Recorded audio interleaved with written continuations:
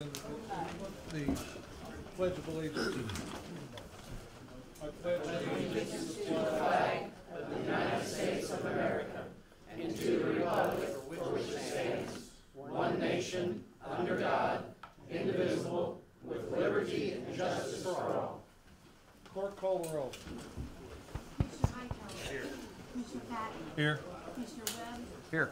Commissioner Gahn. Here. Mayor Vanella. Here. Any additions or corrections to the regular meeting of March 11th, 2019? Hearing none, those minutes will be approved. Any addition or corrections to the meeting of March 19th? Hearing none, those minutes will be approved. And any addition or corrections to the meeting of March 20th? Hearing none, those will be approved. Okay, we got some special guests tonight. We have representatives from our Sister City Kanie Town with us tonight at our council meeting. And at this time, would you please come up?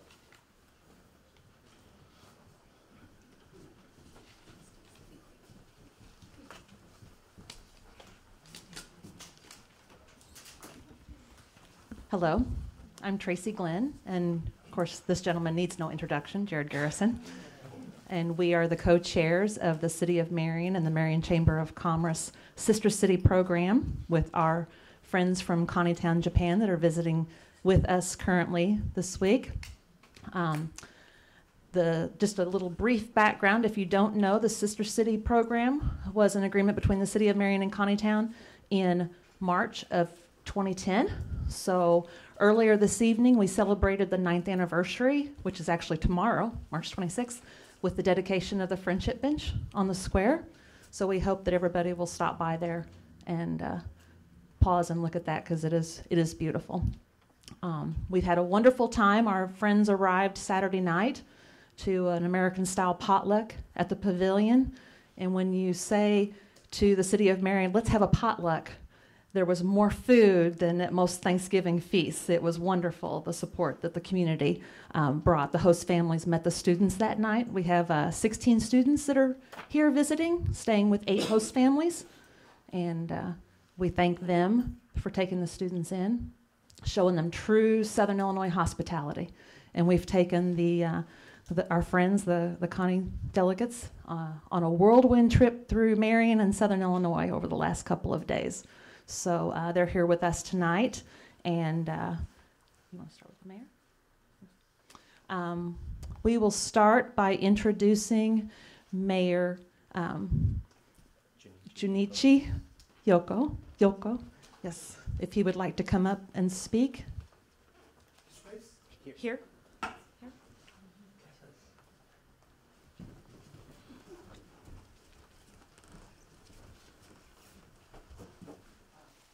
Minasan konbanwa. Good evening, everyone. My name is Junichi Yokoe, Mayor of Kanie Town. カニエ町からやってまいりました。このマリオン市とは1万1000キロ離れて本当に遠いところなんですけども、気持ちはすぐ隣のような気持ちがします。Kanie and Marion are almost 7,000 miles apart, but through this program feels we are much closer. 10年前にここの場所でスピーチをさせていただきました。初めてです。バトラー市長の前で8人の子供をこのマリオン市に連れてまいってから10年、今年は16人の子供たちが先ほどの、シティタワーの下でイベントを行っていただきました。本当に心が嬉しくていっぱいであります。10 years ago, I spoke here with Mayor Butler for the first time.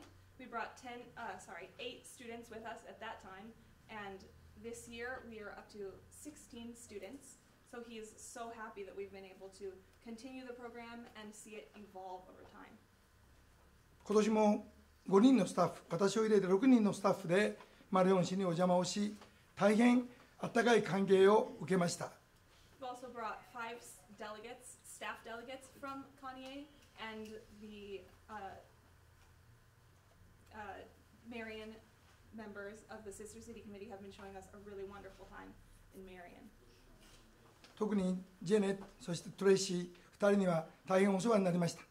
商工会の方にもお世話になり、今後とも子どもたちが帰るまで皆様方にいろいろお世話をかけると思いますが、どうぞよろしくお願い申し上げ、ご挨拶とさせていただきます。I want to say a special thanks to Jared and Tracy for all of the hard work they've done for the program, the host families, and to the Marion Chamber of Commerce, and everyone else who has provided such wonderful hospitality for us. Thank you so much from the bottom of my heart. Thank you. Thank you.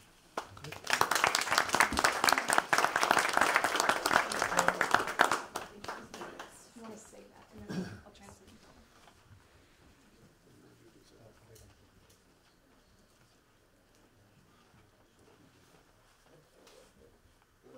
Okay. So at this time, the staff will come up individually and introduce themselves, and Mayor Ranella will present the staff with a gift as they come up.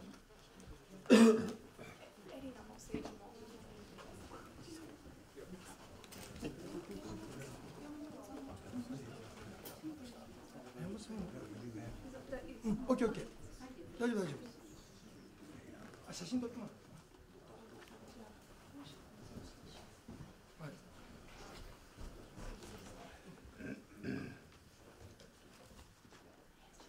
Okay, we have a little pen of the city of Marion we'd like to give each and every one of you as a little token of our appreciation.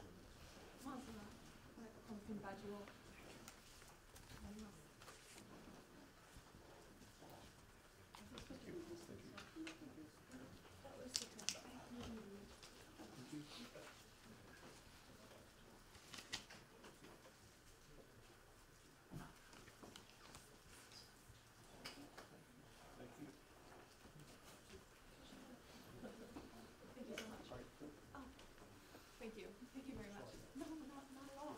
Thank you so much. They'll introduce themselves. What do you do in the Hi, my name is Toshi. Maybe do you remember me? Thank you for inviting us like this wonderful opportunity to meet with council. I'm glad to come back to my second hometown, Marion City. I'd like to make more deep relationship Marion City and Kanie Town. Let's continue this relationship to the future and both city. Thank you very much.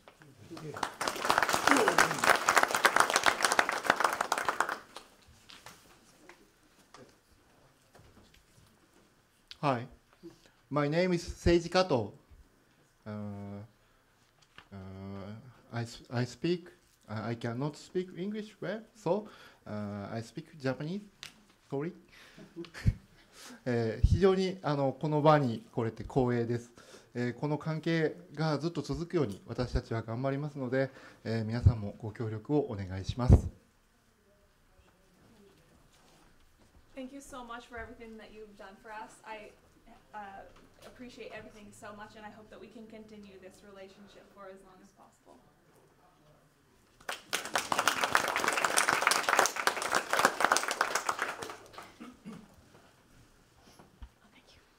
Hello, my name is Mai Ono. I have been here for since 7 years. I was first time the Sister City program, the beginning of the Sister City program. I was here, and then I'm so happy to come back here and then see many people. I'm so enjoy and then having good time. And I also I want to say thank you to everybody doing very hospitality and then so kind to us. So thank you very much. Thank you.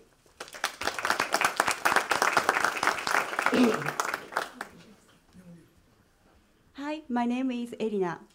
去年の8月にマリオンから4人の方が来ました。本当に素晴らしい方々で、この3月の派遣に行くのをとても楽しみにしていました。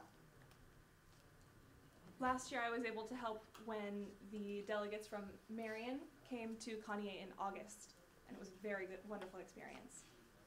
本当にマリオンの方は温かい方ばかりで、本当にどこへ行ってもとても歓迎していただいてすごく嬉しいです。これからもマリオンと蟹江町が素晴らしい関係が続いていくように私も頑張っていきますし、皆さんも一緒に素晴らしい交流を続けていきましょう。Everyone in Marion has always treated us so well and shown us such wonderful hospitality. I'm so happy to be a part of this experience, and I hope that we can continue this program well into the future. Thank you.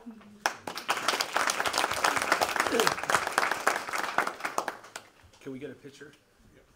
You know, we have some differences. You know, one thing, we don't understand each other's language, but what we can do is understand your expressions and how you present yourself. We know, even though we may not be able to understand each other, what we're saying, that what you're saying is true, and that's and meaningful, and that's a great part of this, and thank you.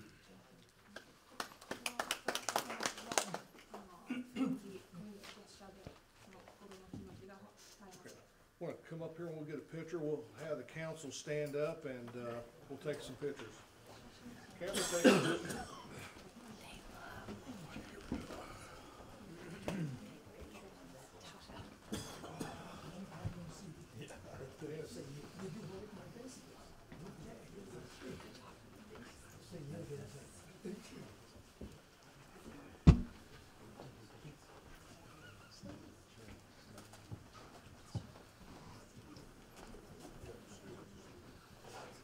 Thanks, Jared.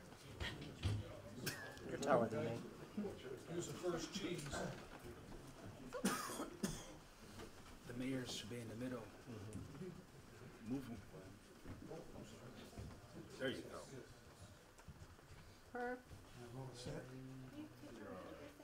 Who are you looking at? Me. 1, 2, 3. Me. Thank you. I'm at your side. If I can see Mr. Goss.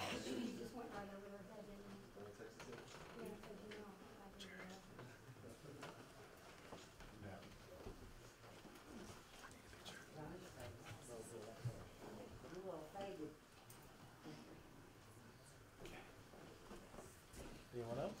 Is that it? Anyone else? Right there? All right, thank you. Thank you.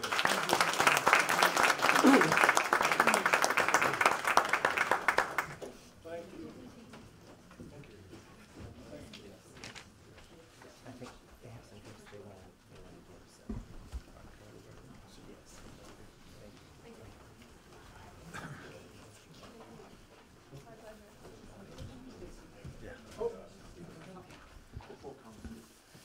Oh, thank you. Thank you. Just a little explanation. In the Japanese culture, they place a lot of emphasis on giving gifts to their hosts, and so they wanted to present the city council and the mayor with some gifts.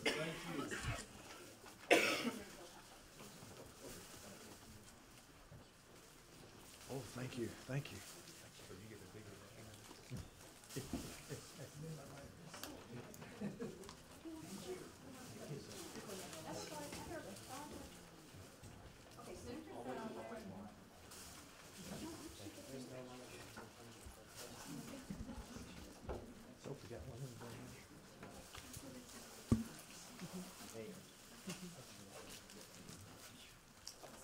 That's what we talked about last night. The comments.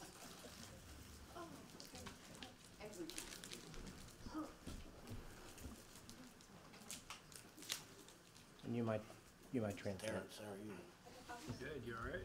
So the one thing that I want to add that we discussed last night that we still have to work out the particulars for, but the city of Marion and the city of Kanie started with establishing the host families, and it's grown, and they've started the business professional relationships, which has also grown, and so now we are looking to grow the commerce a little bit more. So they're interested in maybe us exporting things that are made specifically here to Kanie to be sold in Kanie. They will bring more awareness to Marion, Illinois over there, and then they're looking to ship things that are made in Kanie to Marion to be sold here to bring more awareness to their city in our city. So we still have to work out all the particulars for that, but that is what's in the very near future, and coming. So, Thank you. yeah. Yeah, thank you. Thank you. Thank you. Are they going to, We're gonna, yeah, Bochi? We're going to take them to play Bocce and Jenga over at Pete's. Well, if we get done here within the next 3 hours and they're still there, Anyone's left to come to yeah, Bocce's? yeah, I'll give them a lesson. No, I'm actually terrible. Huh? lesson in what?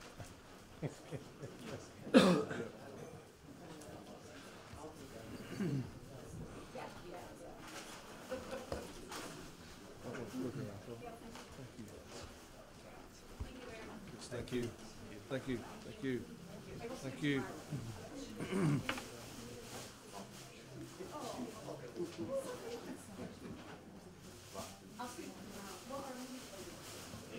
Thank you.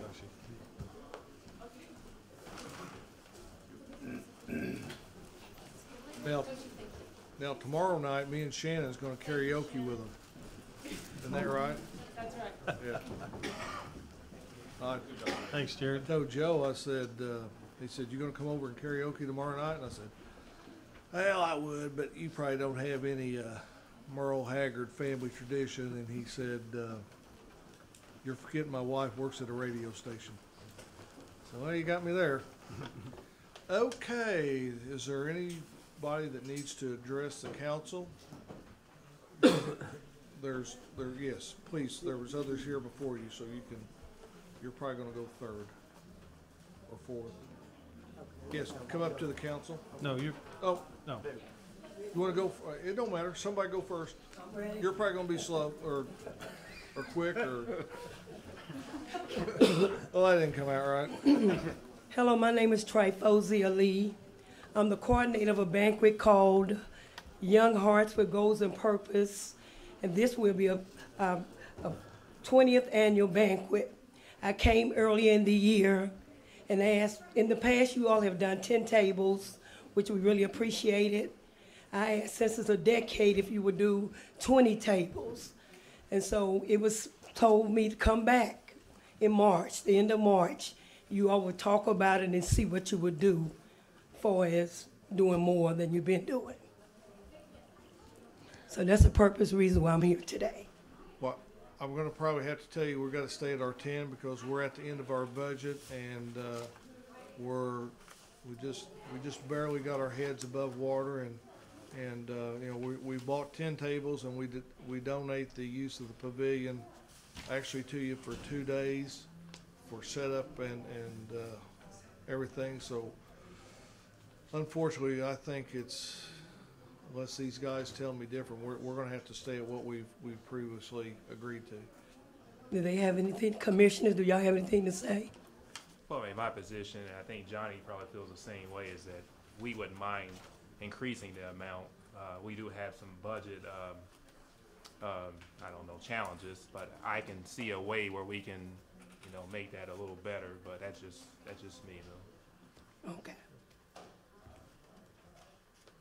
don't know if you have.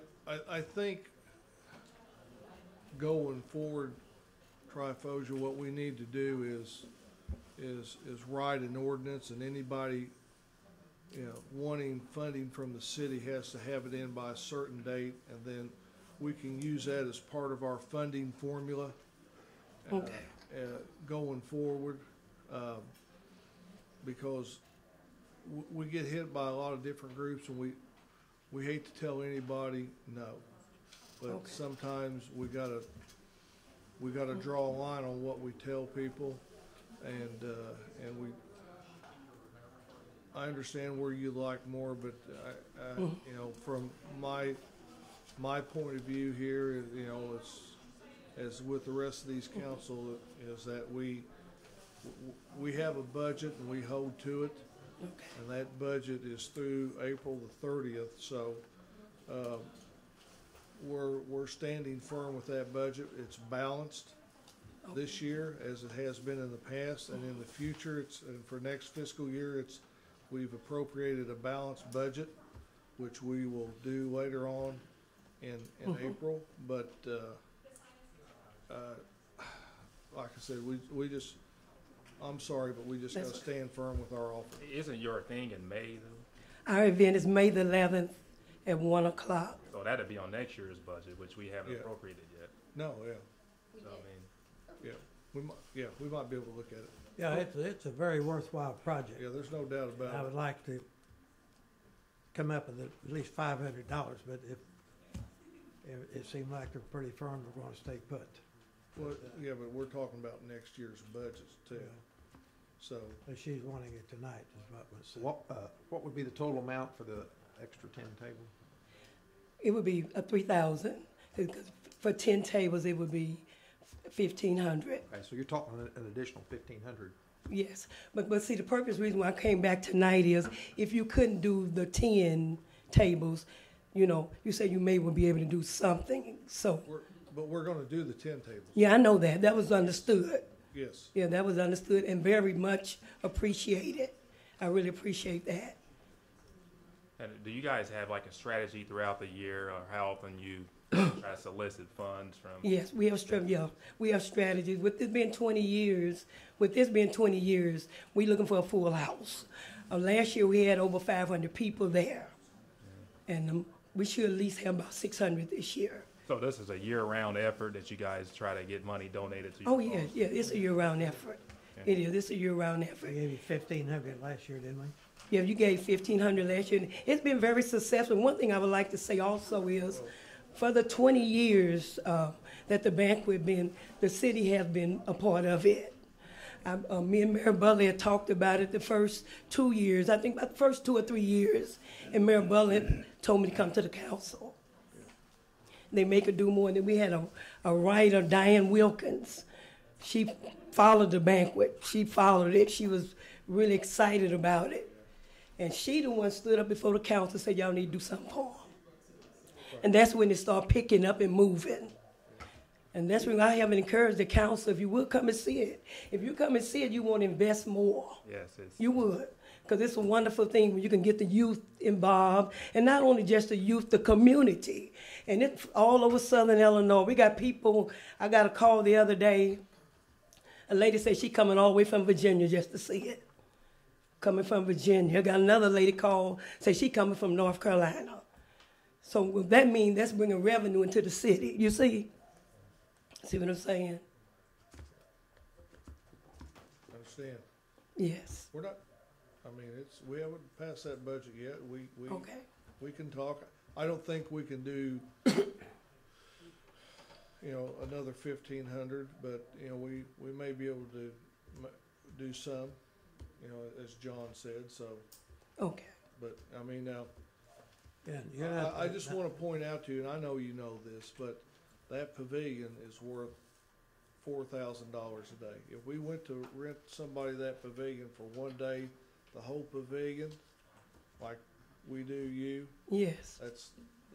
it's actually $4,200. Yeah, I know, because when we first started out there, we had to pay it. Yeah. Until you all kicked in and Right. started, So, and that's,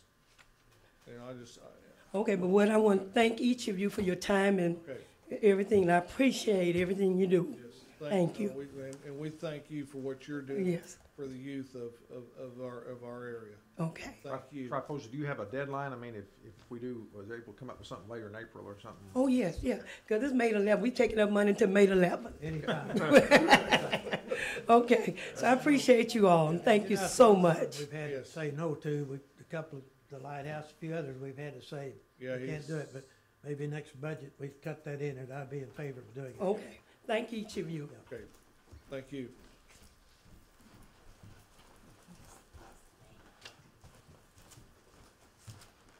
Good evening, my name's Mary Gerald. While some say that I should be at the school board meeting, I really think that this is the place to be. I'm talking about Reeves Street in Marion, where Jefferson School is. There are 100 children picked up there. Would you speak in the mic? Oh, I'm sorry. I thought I was loud. Well, no. Okay. I'm talking about Jefferson School area, East Reeves Street. There are 100 children that are picked up morning and afternoon. They're dropped off. We have a 10-minute time frame to drop our kids off and pick them up. The road condition on that is just, the main road where you drive is perfectly fine. But where you have to pull over on the side of the road and park to be able to get out and go get your children is just unbelievable. Making it a one-way street. And that's, and Mary, now help me, we're talking on the north side of Reeves, We're right? talking on the north side Okay. of East Reeve Street. Yes. Making it a one-way street would really cut down on the confusion and all of the congestion. There are so many people there. But making it a one-way street would also put the parents getting out of the car, if you don't mind, in conditions like this every day. I'm there twice a day. I You know said, I- okay, so you understand. It's very bad. Yep. And that's not just in one spot. That is all up and down Reeve Street. There are parents and grandparents that drop their children off and walk up to 3 blocks to drop these kids off and to pick them up because there is no parking. My wife worked at Hearing Impaired for many years, and she may have parked as far as Fair Street. Yeah. And then either down Otis Street for a block and walk back to work. Yeah. Just to allow that area, and the employees were asked to do that by the Williamson County Special Ed to allow the parents and buses to get in there. Yes. And they did, but it's, you know, it's, you know, well, you know, obviously it's the city's responsibility to provide good streets to facilitate the school. Right. And I think we do. Right. And but you know what? Here's the thing. I'm not trying to throw them out of the bus, but I think there's also an obligation of the school district to provide. I'm going there too. I will be going there. Okay. But here's the thing. If we make it a one-way street and you widen and fix and the ditch is fixed, it'll alleviate a lot of it. There are 2 handicap parking spots that we're asked not to use. That's the only handicap parking spots at the school. But they don't want people to use them because that's where kids come and go, where they bring the children out that are handicapped and ride the buses going to daycare. So that takes down 2 more. There's actually 9 parking spots for over 80 parents to pick their kids up in 10 minutes. So it's just a thought about getting the street department to be able to look at, there's layer upon layer upon layer of asphalt that has brought the road so high compared to the ditch. And it's slated to get milled down this year. I can tell you that for a fact. And then Well, I'm happy you came to the council. Gives me an opportunity to tell you, we have a plan in place. I've been working on this for over a year. Oh, good. And the safety of the schools has been one of my priorities. And I can say now we have safe sidewalks around every school in the city. We do. We just laid one there last week. Mm. We took care of the swamp in the water. That you go Yes, through. they cleaned that up. We complained. We took care of that, and we took care of a new sidewalk. Yes. Our plan has been in place, waiting on weather to go ahead and try to get this done. What we have in mind doing, but the weather, we can't do anything till the weather. I understand. And you can't do anything till the school is out. Right. What right. we have in mind doing is creating what you said, a one-way on Reeves. And we will also plan to take the shoulder to the ditch, you know, like you said, you showed, expand that another 2 feet. That will give 14 feet of space to park and get out and unload the kids so they don't fall in the ditch. That would be That so will give awesome. us- Going up that way, we'll have 14 parking spots on that side. That would be awesome. On the other side, you know, we've already gravelled a lot of the mud and on both sides. That will allow us to have another 5. So we'll have about 21 parking spaces created there and marked off and designated as parking. That would be awesome. Then, in addition, we have Whitman coming in. We plan to, hopefully, if the council approves, to make that a one-way also. You have one way to go out to McLaren's. By moving, if we tile that ditch, which we can do, we can create another, let me see, I think 9 parking spaces on that side. So when weather permits, we already have it ready to go. So we hadn't made it public because we weren't to that point. Okay. But I agree with you, it is a circus, and it's an accident waiting to happen. It is. And I'm glad you brought it to the public's attention. That also gives me an opportunity to tell you we're ready to do it. Thank you. Okay, thank you. Okay, so we're ready. It's a mess out there. Thank you, Jim. Thank you. Thank you, gentlemen. Thank you. Thanks for coming in.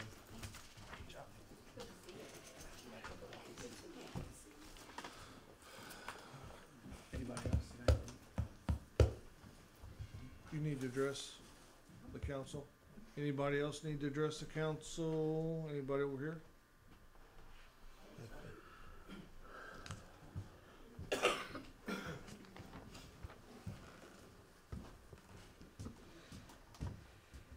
My name's Rodney Everard. I was asked by Mr. Lawler to come here tonight. We gave you a prize with Everard String on your new city fire department. Put an addition on it, and if anybody's got any questions, I'm here to answer them on the price we gave you, or any problems. Is that open? It's under old business. I would prefer not discussing it in public with him. That could be. David, what's your thought on that? Under. Well, I was in. I think the discussion at the meeting last time was, there was a question on the application about whether or not there was any pending litigation, and the answer that was on the application submitted by Everard Strade said no. And I just reached out to them at the request of the council to see if maybe it was an omission by error, and it sounds like in my conversation with him, he knew that there was pending litigation, and his comment to me was that it was no big deal. So the reason I asked for you to come is maybe just to clarify or explain why maybe you did not disclose that there was pending litigation. Well, I've got a lot of people work for me. I've got a new estimator, very green.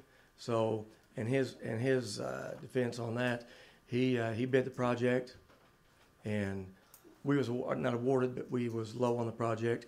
In his mind, he was thinking that when lawsuits between parties, that was between the owner and the architect, not the owner or not the contractor and a subcontractor. So what we got right now is me with a subcontractor that I had to take, and he failed to do his job 2 or 3 times. So I gave him 72-hour notices a couple of times, and then I had to relieve him of his site and get a new contractor in to finish the project for Centralia School District. So as I did that, he thought he was owed money to. I had to hold his money and his retainage to make sure that that project got taken care of. Nothing with the owner, everything's taken care of.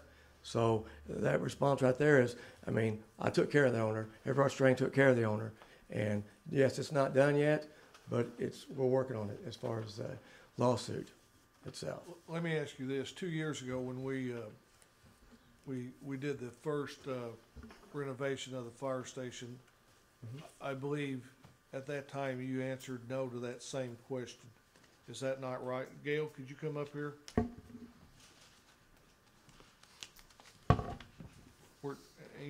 I don't know if you remember this or not, but in 2017, and I don't remember if they were the low bidder or not. Yes, we were the first time, yeah. Yeah, but one of the reason we declined that low bid is because he also indicated at that time that they were not in litigation. There was no litigation against them, and subsequently we found out that there was, which the council at that time went with the next lowest bid. But you know what? I was never notified, Mr. Mayor. Never once has anybody ever called me or talked to my office or any of my employees about what you're talking about. So I never knew what you're talking about right now. If I would have, I probably got more employees that work for me than the city of Marion. So, I can't be everywhere all the time. But the city of Marion never reached out and asked me the question that you're asking Gail right now. Not once. On 2016? On the 2017? Yeah, whatever date was. Yeah, and it never, not once. or I would be here right now. I would have been there telling you the same thing. I mean, people do make mistakes. There's no question about that. Just like I'm sure there's many lawsuits against the city of Marion, vice versa. You guys don't talk about them. You do what you got to do, and you run the city. I do what I got to do, and I run the city. I would say, I know I'm out speaking by turn, but I'm sure anybody that's been in business for themselves long enough, including Clarida, whatever, I guarantee you they've had filed suits against them. They wasn't wrong. I guarantee you, that's probably right. It's like me. But I had to do what I had to do as a business owner to take care of my client. And so what that means is kick a subcontract off the job to get it taken care of. Yes, that's what I'm going to do. And it's cost me a lot of money to do it. But I take care of my clients way before I worry about the money. Because I won't get another job again if I didn't do that. So what you're saying is I'm asking you, one person never sent me anything saying that's the reason. And you can only do this so many times. I'm not going nowhere. So if you want to keep doing it and keep saying, okay, you didn't do this, or you didn't do that, or you didn't do this, it doesn't matter because I'm going to keep bidding the work. And I'm going to keep doing it. So you can, as many times as you want to, you can throw me around or try to, but I'm going to be here. It's not. And yes, it is. And it's exactly like it is. Rodney, I'm sorry, it's not. But it's exactly the way it is. In 2017, you were asked the same question as you was in 2000. No, I've never been up here. It's the first time I've ever been in this I'm place. not saying that. When on your application, when you took the bid packet, part of the questions, one of the questions in there was, are you, or have you ever been subject to litigation? And you answered no. And at that time, our city attorney knew that was not correct, and he brought it to the attention of the council. You're exactly right, Mr. Mayor, because that you just told me attorney, I wasn't right. That attorney is also Judge Green, which is my attorney, which was your attorney, and that's exactly why you should know. And he never said one word to me about any of what you're telling me right now. And he was my attorney, and he was your attorney.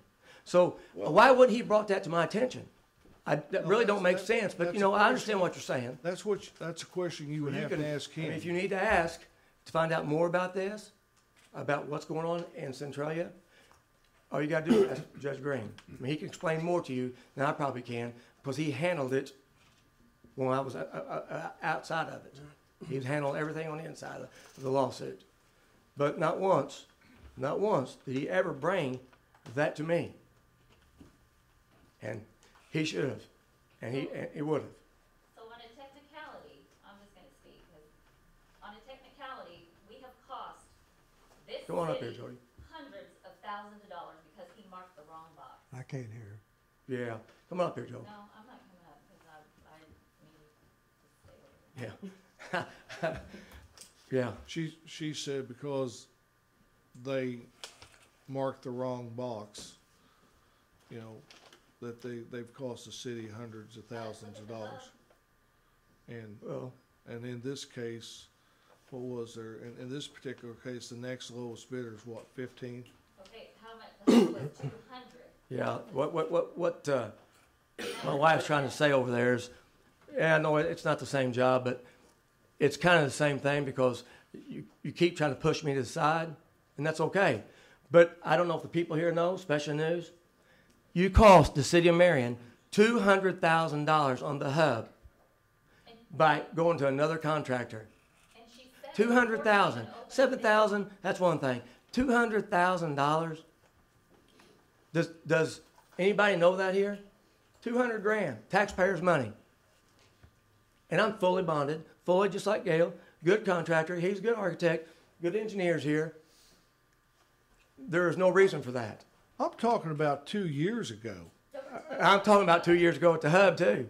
No, it wasn't. No, the 2 years ago was a fire station, Rodney. Yeah, no, but we're just saying how much this voting me down has cost this city. The hub itself. Did you not work at the hub? No, I never worked at the hub. I think that's a no, sir. That's did you not submit a bid as a subcontractor? When At it was, the hub? hold on a second. When it was built, before it started building, before it got built, and the first design, yes, I did submit. And then it got built, Mr. Mayor, it got built. Then he had all the issues at the hub with all the cooling, heating around the swimming area. And there was another job put out there to fix all this. And I know you're aware of this. It's been going on for a while. So there was a bid put out. I think it was a couple $1 million. I don't know, $1.5 million. I was $200,000 lower. And Miss West right here told, because I got people who told me, that she said, oh, yeah, don't worry about it. You're going to get the job because I'm going with the most responsible contractor. Before she even opened. $200,000.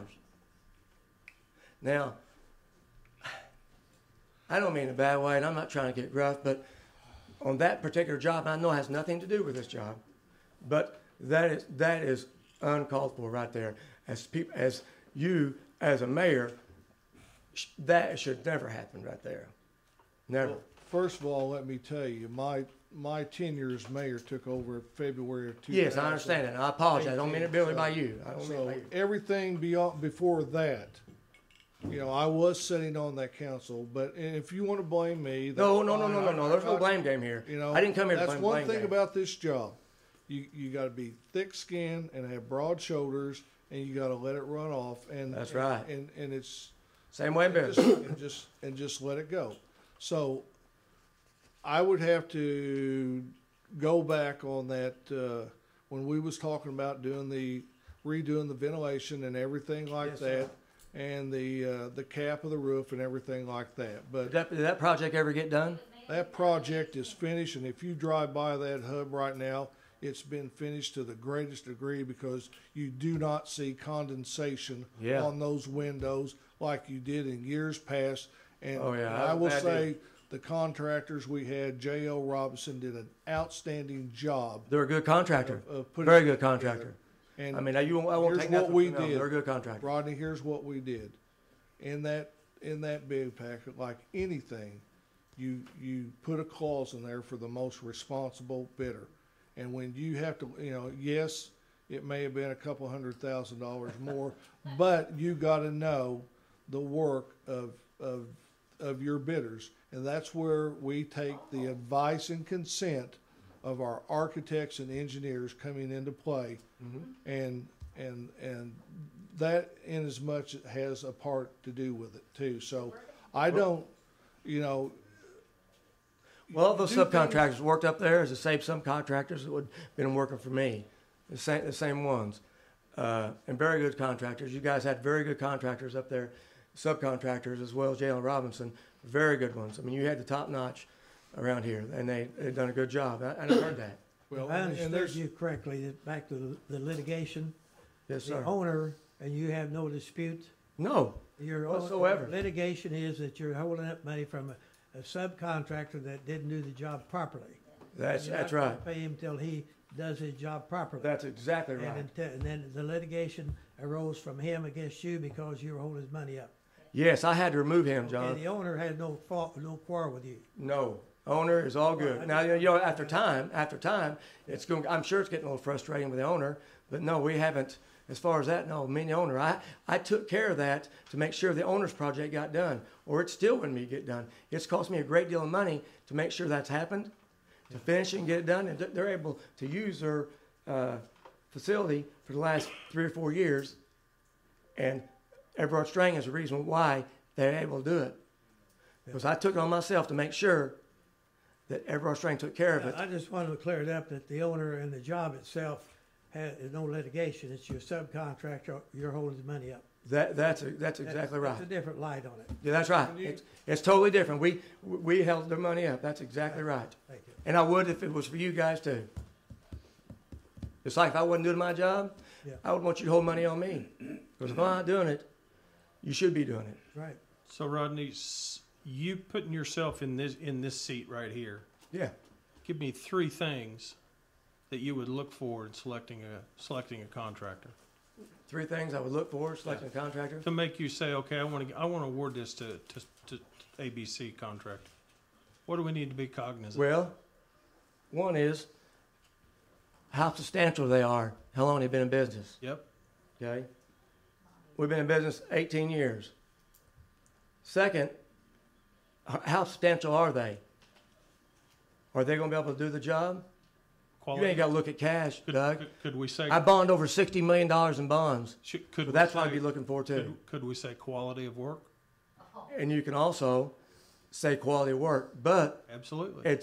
But you know how that is. We have to Everybody's take, going to have it. we have to take everything into consideration. Yes, you do. Not only Yes, you not do. only past experiences from the architect, engineer, various other subcontractors. We got to take the whole package into consideration. Now, Rodney, I've worked with you Yes, on you other have. projects, the Marion Park District, when you redid the pool. Yeah. Yep. I'm not going to go there. We don't No, need bring to. it on up if you have to We don't think so. need to. My point is this. We have to take into a lot of things into consideration to make a decision. And we as a council have to make the best decision that we feel necessary. And I think we made that decision, whether you like it or not, whether you're low Doug, bidder I'm not or here- whatever. You guys. We have a responsibility to everybody, including ourselves, to make the best decision that we feel necessary. Hey, and congratulations for that. But I didn't come here to argue about to give me the job or don't give me the job. You guys got a decision to make. Yeah. And that's what you got to do. Yep. And I totally understand that. I totally understand that. That's all we're. But I don't work in 4 states and do $60 million worth of work a year because I'm a bad contractor, Doug. Oh, I didn't say you was a bad contractor. Well, you just Not at got all. done saying, No. just don't go there. No. Well, go there. Tell me what I did as a contractor that I did wrong, because I promise you I'll be able to tell you what the problem was. We really don't need to get into that That's discussion. that's exactly what I thought. What- Anyway, what's that? I appreciate it. You guys are going to do what you got to do. I come here to do what I was asked to do. I worked with you down at the building commission down at the courthouse. Yeah. We did a very extensive remodel. Yes. Created a lot of new courtrooms. Yes, sir. Personally, we had no problem with it. Yeah, that's why. Thought you did a good job. Johnny, and I appreciate that. And that's why the courthouse gave me over $1.5 million for the change orders. That's right. Over $1.5 million, ain't that right, John? That's right. It's not because we was a bad contractor, because we got it done. And what it took, we got it done.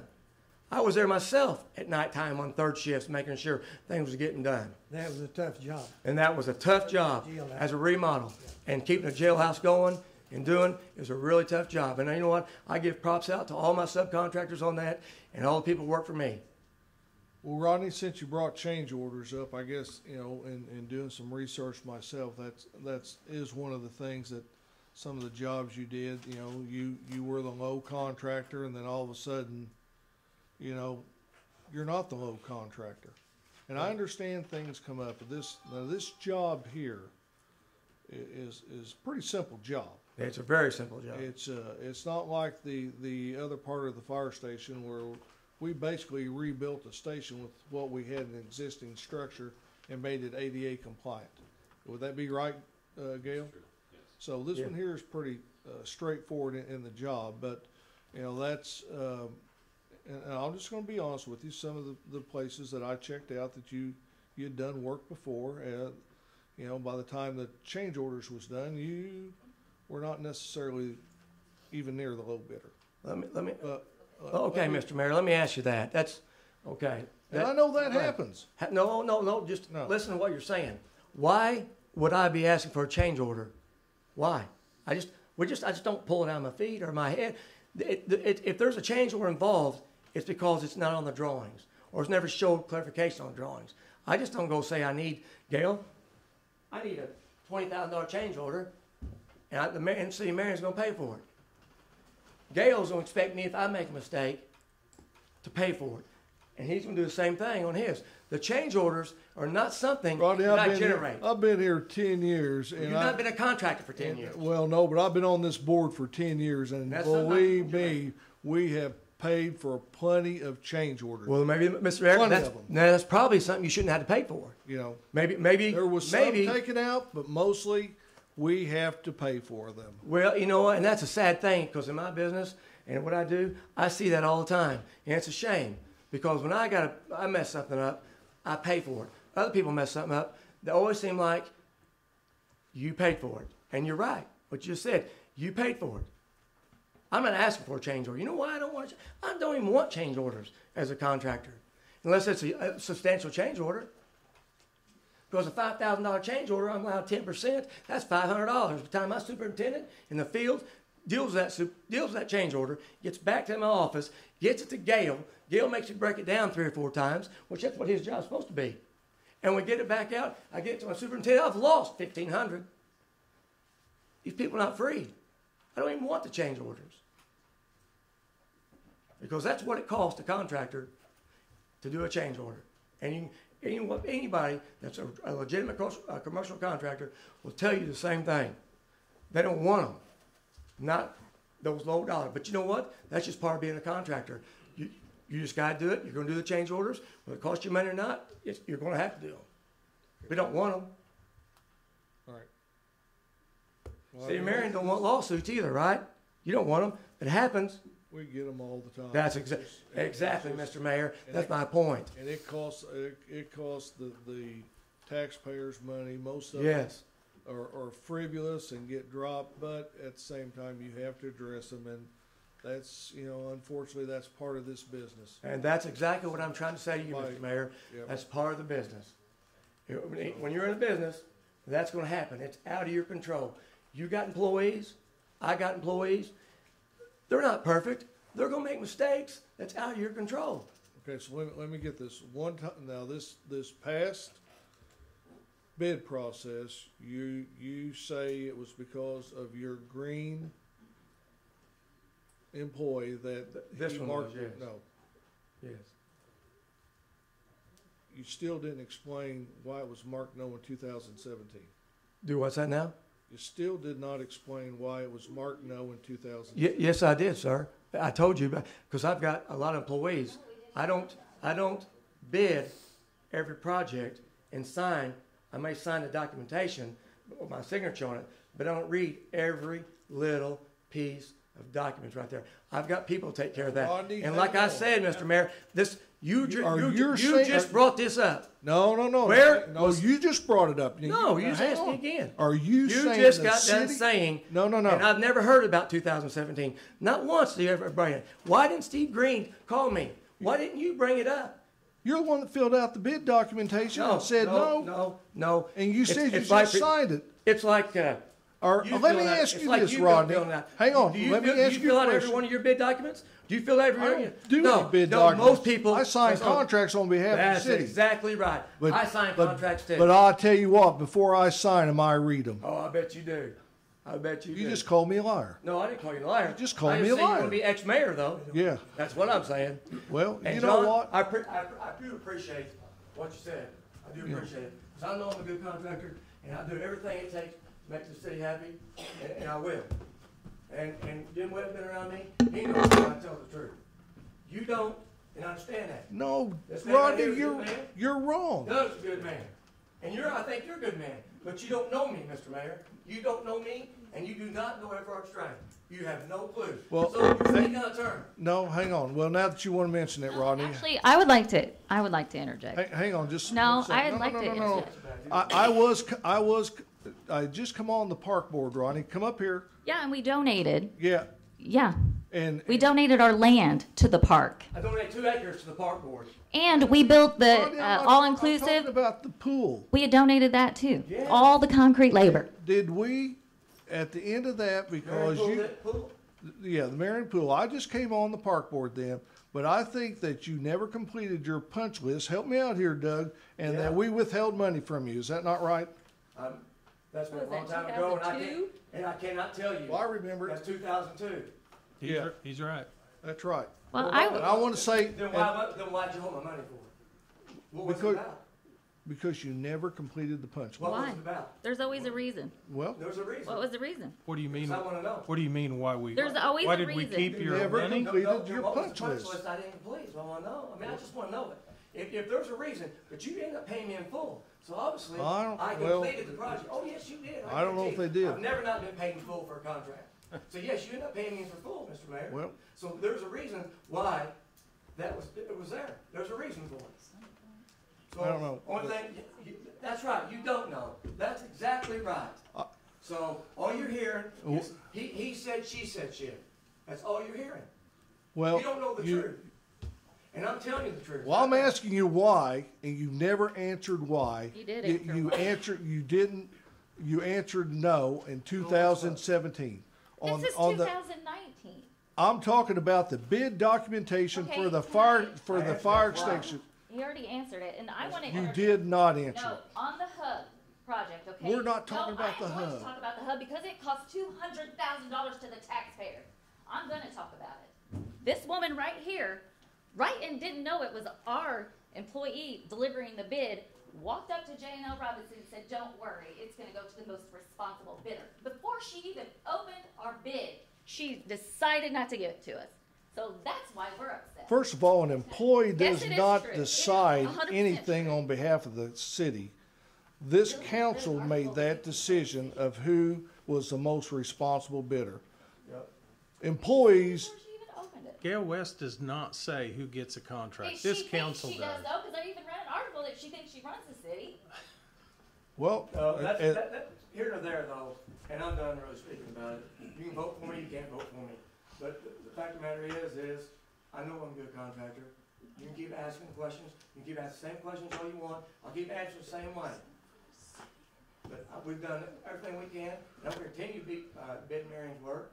And Rodney, Mr. Mayor, how many times you gonna turn me down? If you're a new mayor, how many times if you even make a new mayor, how many times you gonna turn me down? I'm You not. gonna keep turning me down? No. Then why are No. you doing it now for? Why are you Exactly. saying me? Why are you doing This it is now? going to be a decision, Rodney. It's going to be a decision of this council. The council turned you down the last time, and I believe it's by a 5-0 vote. It might be. And I don't know what's going to happen tonight, And that's but why they don't. And I'm glad John spoke up. I'm glad he did, because it finally makes me feel good. Because I thought he really didn't like me, and maybe he don't. And but he damn sure gave me a good recommendation But tonight. here- And I appreciate that. and you know what? I do. You know, Rodney. Dislike you, Rodney. Man, you know that deal up there about Rodney, listen to me. about the cleaning deal. Yeah, They got tore up. Yeah, that's no big deal. Yeah. But listen, only thing you had to do is answer that question correctly and truthfully. Put a little asterisk out there and said, "I would like to explain," and that would have probably resolved things 100%. Mr. Mayor, that's But why you you're didn't. I never got asked to. In 2017 It's on your bid documentations. You in shouldn't be asked to. 2017? Yes. Huh? Yes. See, if I Let me were- ask you something, and I'm done. If I It were also, to- it also says on those bid documents, everybody provides their all their background checks, all their substantial, all their monies, every bit of the what the Yes, net I worth understand, is, yes. all that stuff. You know what I'm saying? Yes. Nobody's gonna do that. I didn't get through out because of that. So you can't throw me out because of one little deal and then turn around and not throw me out because of that. But go to the next bidder because he didn't provide it. The litigation, Gail, come the up here. litigation, But Rodney, mainly. when we went through the bid process, and I know there's and we haven't actually awarded this bid, and they have 24 hours to put forth other documentation. Is that right? That's right. And that on let's just go back to the fire station bid 2017. That contractor made that obligation of everything that was required in that bid package. Did he or did he not? Yes, our review. Okay. You rebid that. If I'm correct, didn't you guys rebid that project? You sure? Because I thought it got rebid. It didn't get rebid. Do what? It did not get rebid. Did not? No. The litigation that would concern me, that I would think would be the problem, is an owner dissatisfied with your work. You're right. And what I understand, the owners have no litigation against you. No. You have no. somebody that worked for you that's suing you because they didn't do the job right. I had to pull them off the job, litigation, John. Rodney, and I'm concerned let me about, tell you something. you contracted Because they- with an owner and you didn't do the job right. But in this case, you say you did the job right. That's exactly right. I'm telling you the truth. Like I said, if you got any more questions about that, you can ask Judge Green. He represented me. He can tell you every detail about that. Every detail. And we completed that job, moved the school district in, got it, and they've been using it for 3 or 4 years now. And I'm taking the blunt of all the hit, making sure it's taken care of. It'll be settled one of these days, but that's here and there. I took care of my owner. That's exactly what you're supposed to do. Okay. Okay. All right. All right. I appreciate it. Thank you. Jim, always a pleasure, man. John, I Thanks for appreciate your it. time. Mayor, I didn't mean anything bad by it. No, hey, like I said, when you sit here, there's one thing you better be thick-skinned, and Rodney, I can tell you this, you know, you called me a liar, you bad-mouthed me. No, I didn't call you a liar. You did call me a liar, but it doesn't matter. I hold no animosities towards you, and if I am elected mayor April 2nd, and we have other projects coming forward, you will get a fair and equitable chance, just like everybody else. I hope so. But when you look at those documentations, I'd rather you just say yes, put an asterisk.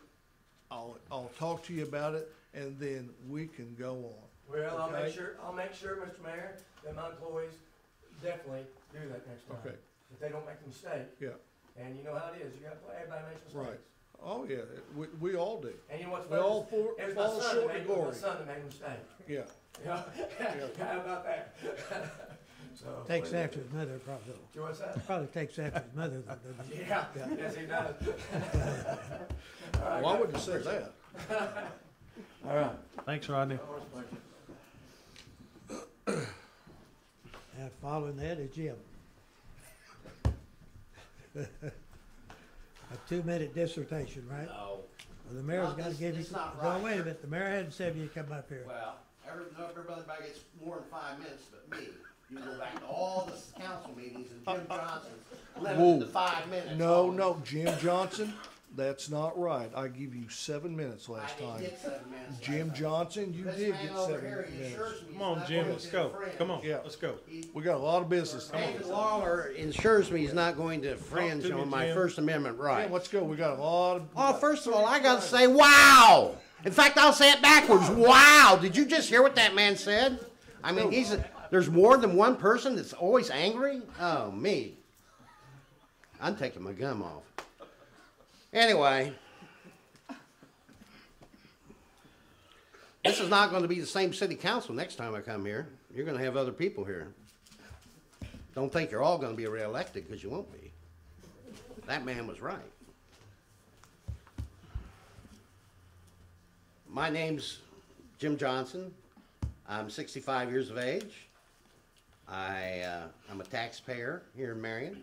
I live at 1205 North Van Buren Street, Marion, Illinois. I'm a Christian, patriotic, constitutional American. I'm also an honorably discharged U.S. Navy veteran with an honorable discharge and a good conduct award. And I choose to say, Yahweh blesses those that bless me and curses those that curse me.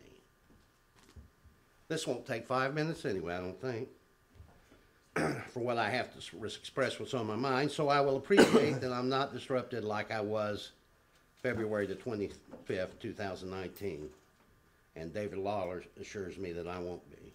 Simply put, the Lord through me has asked this council at former council meetings for over 3 years to help legally and openly expose the Luciferian Jewish Illuminati of the Jesuit order as treason of the United States. Instructions were given as to how to do it. The general public can look up past council meetings on YouTube, especially the one dated March 26, 2018. This council has refused to expose this treason, and because of refusal, great changes are coming to the Marion City Hall after the April 2nd, 2009 election. And those of you who will remain in office won't like them. You feared man over your creator. And now the Masonic Lodge will take over the city politics at the expense of not serving the non-Freemasonic and Christian poor residents of Marion, whom Masons, according to their doctrine, consider profane persons. I personally believe that through Freemasonry, they will skim the top off the sales taxes collected to serve the purposes of the lodges worshipful masters. I personally believe they do it the same way with property taxes through the Williamson County Court Commissioners at the courthouse. First Judicial Judge Robert Drew told me that the Masonic Lodge controlled the entire Williamson County Courthouse. Yahweh, the great I am, takes no pleasure in cowards, just like those who try and pull down President Donald J. Trump. They falter because God put him there. So do those who disobey the true God of heaven and earth. This is all my personal belief. Make the most of your time here in office. Unfortunately, you've chose the curse over the blessing. Therefore, there will be a change in the guard. Also, in the paper here, this jury awards $8.5 million in Heartland death, Heartland Regional Medical Center. They have admitted to a wrongful death, which is murder, just another name. They're killing people at the hospital, and I've asked this council to shut down the hospital, and they haven't shut it down. And the new mayor needs to shut it down, whoever's elected, because they're killing people, they're murdering people at that hospital. There are doctors working there. There aren't even United States residents or citizens. My mother, George Ann Johnson, was murdered at Heartland Regional Medical Center by administration and the Williamson County Court by them keeping me away from my mother. And they had no right to keep me away from my mother. They said they brought up all kinds of charges against me to keep me from being there at the hospital because I was keeping my mother alive, and they wanted to murder my mother, and that's exactly what they did. I was an invite to the hospital. They had no right. I was an invite at the hospital. They had no right to remove me from my mother's care. I was a registered nurse. I was keeping my mother alive, and they couldn't take it. It was over 3 months, and they wanted to kill her from the very beginning, and that's what they did. They murdered my mother, George Ann Johnson, and they're murdering other people's mothers there at the hospital, and their brothers and their sisters. Yes, they are. They're killing them. Just continue to let them kill people. That's what you're doing. They need to get things right there, and they haven't. They're not going to until somebody steps in, either the Williamson County State's Attorney or the Marion City Council. But Heartland Regional Medical Center murdered my mother, George Ann Johnson, my mother. All right, Jim. Thank you. I'm just a little bit angry about it. Thank you. Okay, does anybody else need to address the city? Sir, do you? On the back row? Next to Mr. Absher? No? No, I know Mike. I know who Mike is. Yeah. I've been here before. Yeah. And I'm just okay. Seeing how things are going. Okay. All right. Thank You're you. very smooth, wouldn't you say? Yeah. Yeah. Like a well-oiled machine, right? If you don't like city government after tonight, then you'll never like it. That back row will be back out after tonight. You two sitting over there are you just speechless? Okay. All right, guys. We got a long way to go here, and a short time to get there. Now that we got all the important stuff out of the way. Okay. Short time. Yeah. Thank you. All right. Thank you. We're gonna get it done. We only have, 32 items? We got 32 items. That's right. What? Okay, number one, council approval of Public Works to purchase Trimble survey equipment. Cost $29,382.91. Superintendent Kane, would you like to address the council?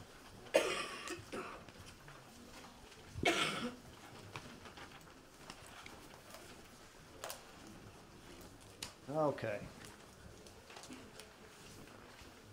Hopefully we can be a little bit more productive now. Like the mayor said, I'm Brent Kane. I'm here with Doug Phillips on behalf of the water, wastewater, and street departments. Scott Connell couldn't be here. He's involved in this request too.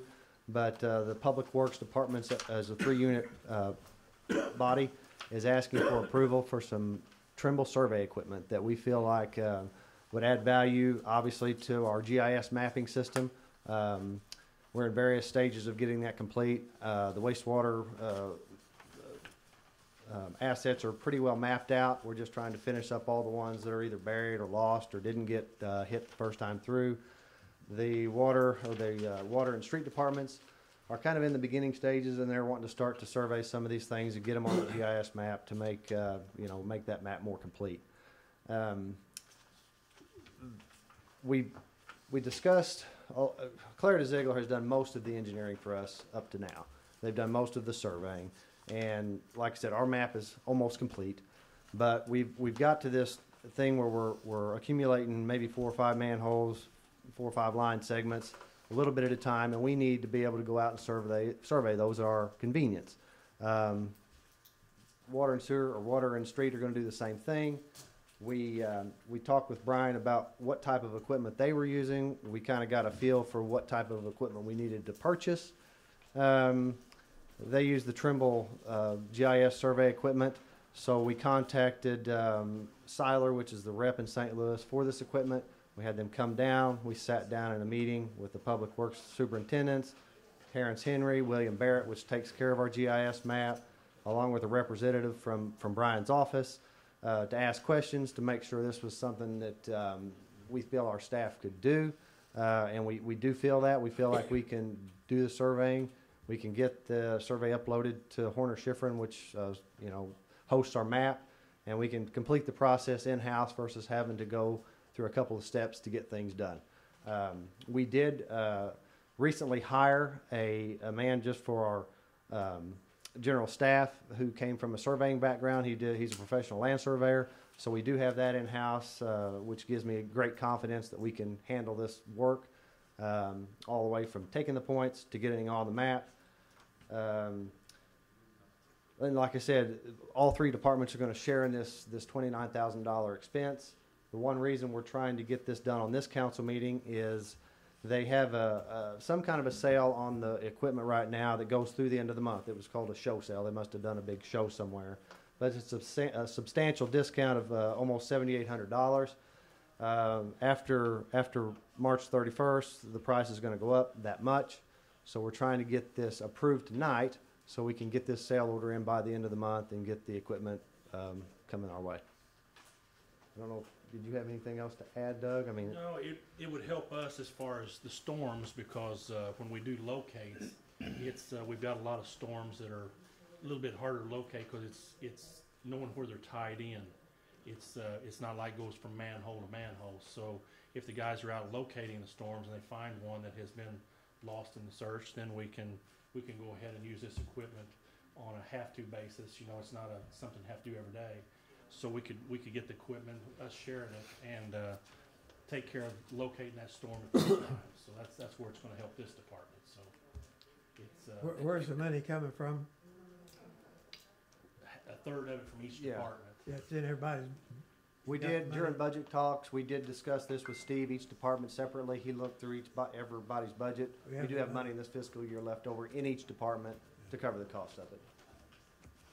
Brent, you might mention what's the accuracy of this unit? This is survey grade equipment. I mean, you could go straight to design from what we're going to survey.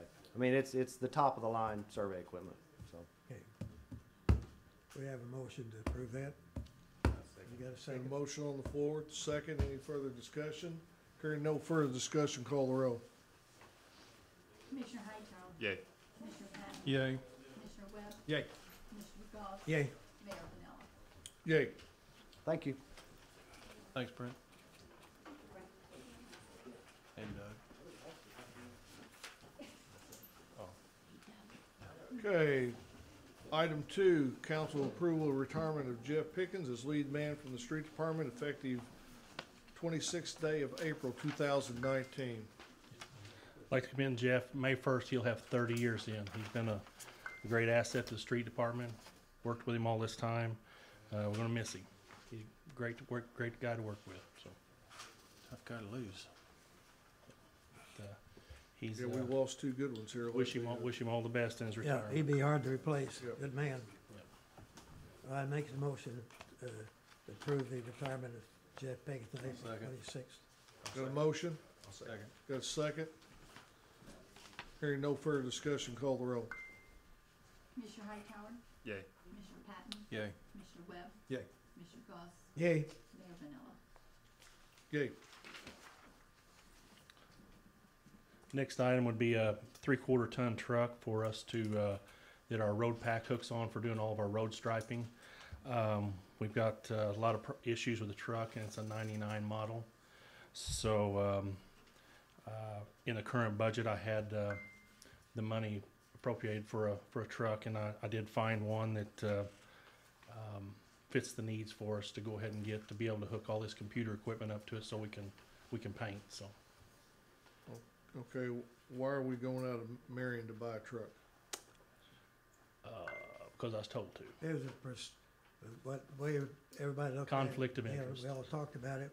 I think the dealers were approached on it, that the perception, trying to do away with the perception that we're playing politics here at before the election. So to do that, if I'm not mistaken, you've discussed that with a couple of the dealers, and we were just concerned that the public might think that we're into election. It shouldn't have, an election shouldn't have anything to do with this. We've did business in Marion, we promote buying local. And yes, Mike Absher is a candidate for mayor, but until he gets elected, that should not even come into play. Only after if he is elected mayor, then there would be an issue with conflict of interest with him buying from Watermark Ford or from his brother David at Absher Arnold or the Chevy dealership.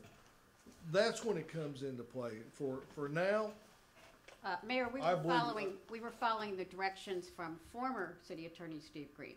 That's right.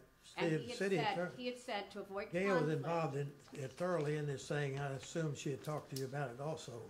And the attorney, like Gail, is explaining, but go ahead, Gail. Well, and that's what we were, Steve Hale and I had both, with all of our bids. you got a truck like this, Mike? No idea. I don't have a problem with this, by the way. Well, I mean, If you're saying it for my benefit. no, I'm not saying it for your benefit. I'm saying it for a benefit about, we've professed in this town forever to buy local, shop local, support our businesses, and then we let an election, whether regardless of what way it goes, that's the problem I got. Well, there's a lot of issues we get involved on that too, but we won't. But this is the city administrator on the advice of the attorney, and Doug cleared it with the dealers, had no problem with it. Yep. So we assumed we were doing the proper thing. Make your motion. Anyhow, I'll make the motion, we can vote it up or down to purchase this truck. The paint truck has to be done, the weather is breaking, we have to stripe these roads, and our paint truck will not accommodate anymore, it's shot. So either we don't paint and put it in next year's budget, and we'll wait another 6 weeks to paint, or we buy it and go on. So, Were there any other, did you guys get any other prices, Doug? Yes, I did. And this is the low one, based on what you got? Well, no, it was not. I'll be honest with you. what was the question? Was this the lowest bid? Yeah, well, you checked there where it could go. Well, Is it it's an F-250, right? And is Yes. it a four-wheel drive? no, yes, it's a F-250 four-wheel drive, heavy duty, yes. Okay. Well, we either don't paint for 6 weeks, or we go ahead and get the truck, it's that simple. And in our book, we need the truck, we need to be striping these roads, we got a lot of new ones, gotta be striped. And 6 weeks is gonna put us way down the line. But, anyhow. And now that just brings up another problem I got, is that this council wasn't afforded to look at these bids. So that's another problem I got. But the council was afforded to look at the agenda, and it was on there, so why wasn't I And questioned prior to that? How many times have you brought bids before this council on an agenda item? Several times. Several times. So why would tonight I exclude told you anything? why, because I was told. You just You told want, you wrong. wanted an answer, He was you wanted an told honest me, answer, yeah. I gave you one. You was, Don't jump on I'm Doug not about jumping it. on He him, was told to do but this. in my opinion, you was told wrong. Well, that's your opinion. Okay. You got a motion? Yeah, I made the motion. We can do it or not, it's no problem. Do it. Is there a second?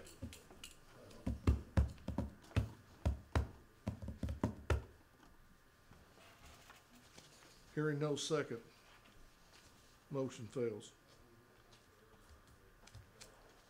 Next item, Doug. Well, he's left. Doug, Doug's supposed to be here on the next one. He's left. It's on Glenn. Glenn can do it. Glenn can do the next two.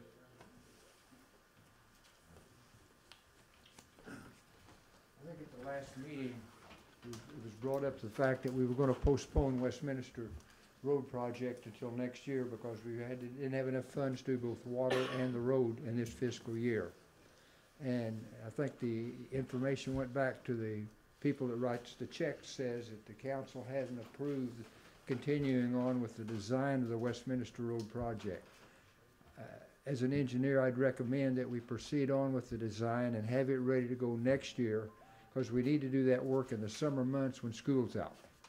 So if we have a road project design complete, ready to go, and then we'd advertise it in April maybe, and have the contractor ready to go in May, have it complete before school starts in August.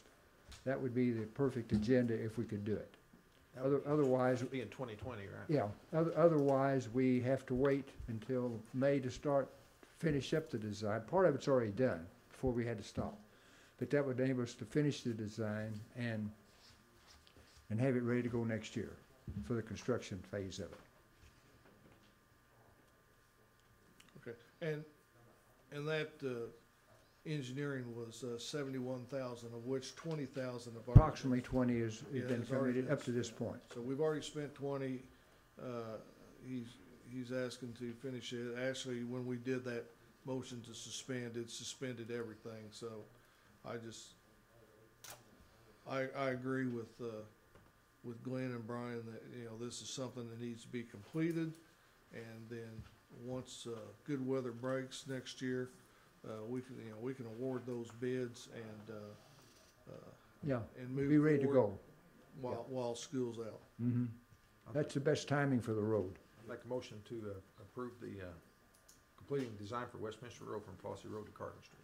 Second. Got a motion second. Any other discussion? Hearing none, call the roll. Commissioner Hightower. Yay. Commissioner Patton. Yay. Commissioner Webb. Yay. Commissioner Goss. Yay. And Mayor Winella. Yay. And then number 5. On the engineering agreement for the water line, the council wanted us to proceed with the design of the water line, and Brian's put together an engineering agreement for the water line. We'd like to get approval for the design of that part, so we could finish the plans and advertise and do that this summer for putting the 12-inch water main in. Are we in the EPA permit application process as well? We are not right now, but we're not too far from it. Okay. What was the total cost of that project, Glenn, going from an 8-inch to a 12-inch? I believe I'm going on 50. 270, I thought. 270? Yeah. Yeah. Yeah, it was 270. I believe it was 270, Yeah. 270,000, yeah. Yeah, but that's gonna take the 12-inch that's come under, the interstate there at Flossie Road, and we're gonna take it, and it's gonna tie in at Carbon Street, and that's, Right. that supplements the school. Right. So that's a big thing there. We'll have a 12 from the school that comes down South Carbon, tie in where we stubbed under the interstate with the 12 about 3 or 4 years ago, and that will gives us 3 locations with a 12-inch under the interstate. Okay. And the 8-inch was a transite asbestos cement main that was put in 1970. Yeah.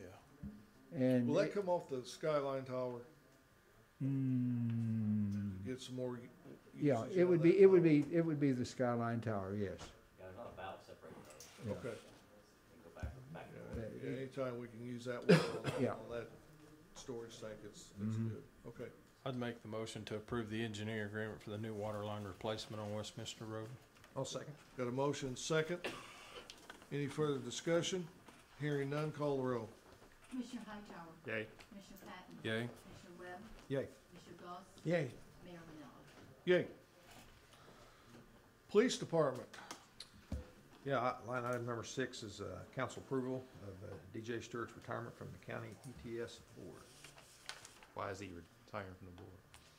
He is the front runner in replacing Ken Smith as the 911 coordinator for Williamson County. And he's just, they're just doing some finalization of his contract moving forward. So that is probably foreseen that he will be in that next position as 911 coordinator. Just kind of in remove the next conflict few- ahead of yeah. time, I guess. Yeah, that's all it's doing. So he's gonna be probably leaving us at the end of April. But anyway, I put that in form of a motion. I'll second. Got a motion and second. Any discussion? Hearing none. Call the roll. Commissioner Hightower. Yay. Commissioner Patton. Yay. Commissioner Webb. Yay. Commissioner Goss. Yay. Mayor Manella. Yay. And item 7 along those same lines is council approval to appoint Ashley Olson to fill the unexpired term of DJ Stewart on the county ETS board. I put that in form of a motion. Second that. And she was willing to take that position, I'm Yeah. assuming? Yeah. Okay. She wasn't voluntold. Yeah, voluntold, yeah. Yeah. Hey. Got a motion and second. Hearing no further discussion, call the roll. Commissioner Hightower. Yay. Commissioner Patton. Yay. Commissioner Webb. Yay. Commissioner Goss. Yay. Mayor Manella. Yay. 8, code enforcement. Who's got the bid? I think you do.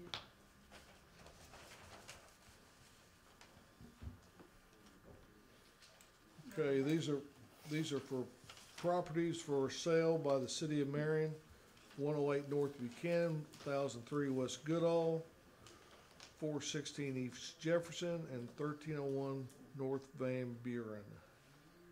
And we had one bid submitted by Sean Tudhill for 108 North Buchanan.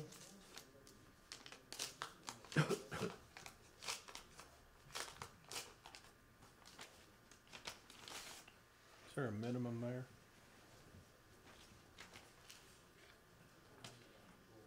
I don't think there was any minimums. It should say if there was on that piece of paper that the bid was attached to. Bid amount $3,300, $3,300.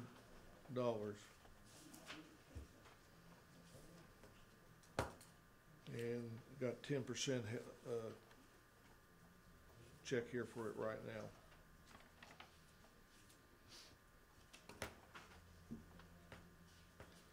What's your pleasure, gentlemen? That was for Accept which this property, bid. Mayor? It's on the North corner Buchanan. of Union and Buchanan, that little lot right there. Actually, Sean's got a lawnmower business and he's wanting to expand that business. He needs that lot to expand it. I see. Okay. Is there a motion? I'll make that motion. Got a motion? I'll second. Got a second? Hearing any further discussion? No further discussion, call the roll. Commissioner Hightower. Yay. Commissioner Patton. Yay. Commissioner Webb. Yay. Commissioner Goss. Yay. And Mayor Manella. Yay. Okay. And one thing about these other lots, we always have Habitat for Humanity that's looking for good places to build quality homes, and these may fit that. Looking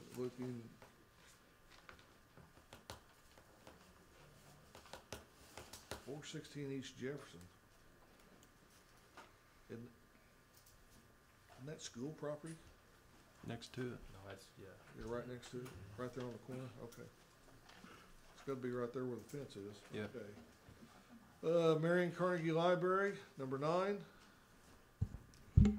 Library Director David Patton recommends hiring Kylie Jo Adams as Coordinator of Business Services at $15 per hour. This is a current vacancy. The previous librarian was has moved out of town.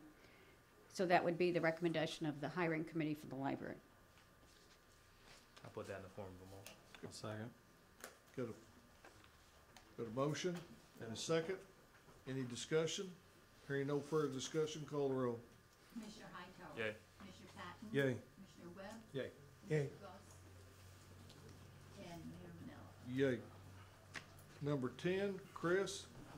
Chris, you got 5 minutes to get all this done. I can't You do are on a timer. All right, my first item, Council Mayor, is full-time. I'm pleased to bring to Council a full-time employee recommendation for the Sports and Rec Coordinator position, Chelsea Greenwood, Sports and Recreation Coordinator at exempt salary of $38,000 a year, intended at this point effective March 27th. This has been a vacant position since February 2nd. We had 8 interviews for this position. I've got a listing of those here. If you'd like to me to distribute that, I can show you the listing of those interviewed and the timeline for the process that we went through. Would that be helpful? How did you arrive at 38,000? This is based on, in order to get this particular individual from St. Louis area, moving back to home, moving back to this area, this individual is a technician as well as a manager of various positions in sports and rec. So based on the figures of certain number of hours being in that technical position to do sports programming, in addition to the leadership position of coordinator, it rose above the current 36,000. Also prior to, and it's factored within budget, prior to that, prior to finalization of the budget, I learned that we will have a resignation within our youth programming, youth development coordinator position, which is currently at a higher level than what we would bring that person into, so that we have 2 new incoming individuals that are at that same 38,000 level, which is somewhat below some of the other coordinators that have been there for for quite some time. It's got offsets the extra 2,000. It's going to offset the 2,000, yes.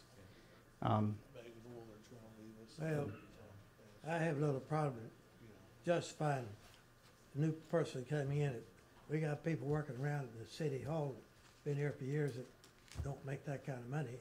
We get a new one in, his name are 38. I don't know where you come up with 38, but I just soon let the new council decide the budgets at the hub. I think there needs to be some restructuring anyhow of some of the salaries and procedure. Nothing against you, Chris, I don't mean it that way, but I think that needs to be really looked at pretty hard. Personally, I'd wait till the next council move on it, but that's my opinion. How long have you been without it, since February 2nd? February 2nd. Mm-hmm. Yeah, Ray resigned and retired. He's with us as basketball instructor, of course, fortunately, but it was end of January when he completed his What position. was budgeted for it? Was it 36 budgeted? Do you know? 36 was budgeted with youth programming development coordinator at 40. So it's the 40 and the 36. So that's how I came to that in the budget process, knowing that, and I do have in hand her resignation, unfortunately, but knowing that that was the time frame for the new budget year, that would equalize it. And that was my rationale with it. And to get this individual, it would have been probably very, very productive, fruitful to bring a person in hourly, but I didn't want to go back to where we were with an hourly position. If you recall, Ray Cagle was in an hourly position. He was doing basketball hours at a higher rate, and he was doing his coordinator position as at a lower hourly rate. So in order to bring an individual in, keep it a salaried position, so we know budget-wise what we have to bring this individual in, a little bit higher in order to justify and be able to get that individual, very qualified individual in sports and rec and performance, to bring that person in at a little bit of a higher rate to make that happen. I'll make a motion to hire Chelsea Greenwood, sports and rec coordinator, at salary $38,000 per year. I'll second. Any further discussion? Hearing done, call the roll. Commissioner Hightower, Yay. Commissioner Webb, or Commissioner Patton, Yay. Commissioner Webb, Yay. Commissioner Goss, No. Mayor Vanella. Yay. Thank you. Next item on new employee part-time recommendations. Jack Graham, lifeguard at $9.50 an hour. Autumn Long, front desk attendant, $9 an hour. Cafe attendant, $9 an hour. Child watch attendant, $9 an hour. Keaton Rosado, lifeguard, $9.50 an hour. Swim instructor, $20 an hour.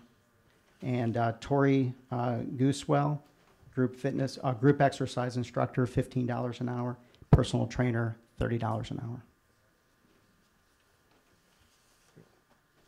I'd make a motion to approve each of those as Chris mentioned, line item 11. Got a motion I'll second. and a second? Hearing no further discussion, call the roll. Commissioner Hightower, Yay. Commissioner Patton, Yay. Commissioner Webb, Yay. Commissioner Goss, Yay. Mayor Vanella. Yay. Next is just council notification on a quarterly basis of separations and hires. We've got in the first quarter up to, actually up to today, 18 hires. Separations actually through today is 14. There's 2 additional added to this list since council agenda was assembled. So those are the individuals of separation in the first quarter. And just want to keep council posted on that. So we're at 18 and 14 at this stage. But by separation, these are voluntary separations, even though Yes. permanent, okay. Yeah, there's no involuntary terminations in this group. Yeah, that's correct. They're all resignations in this group.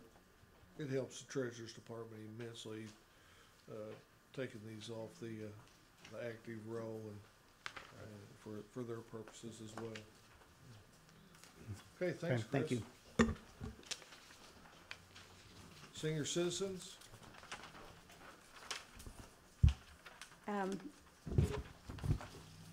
Latina Pool and hiring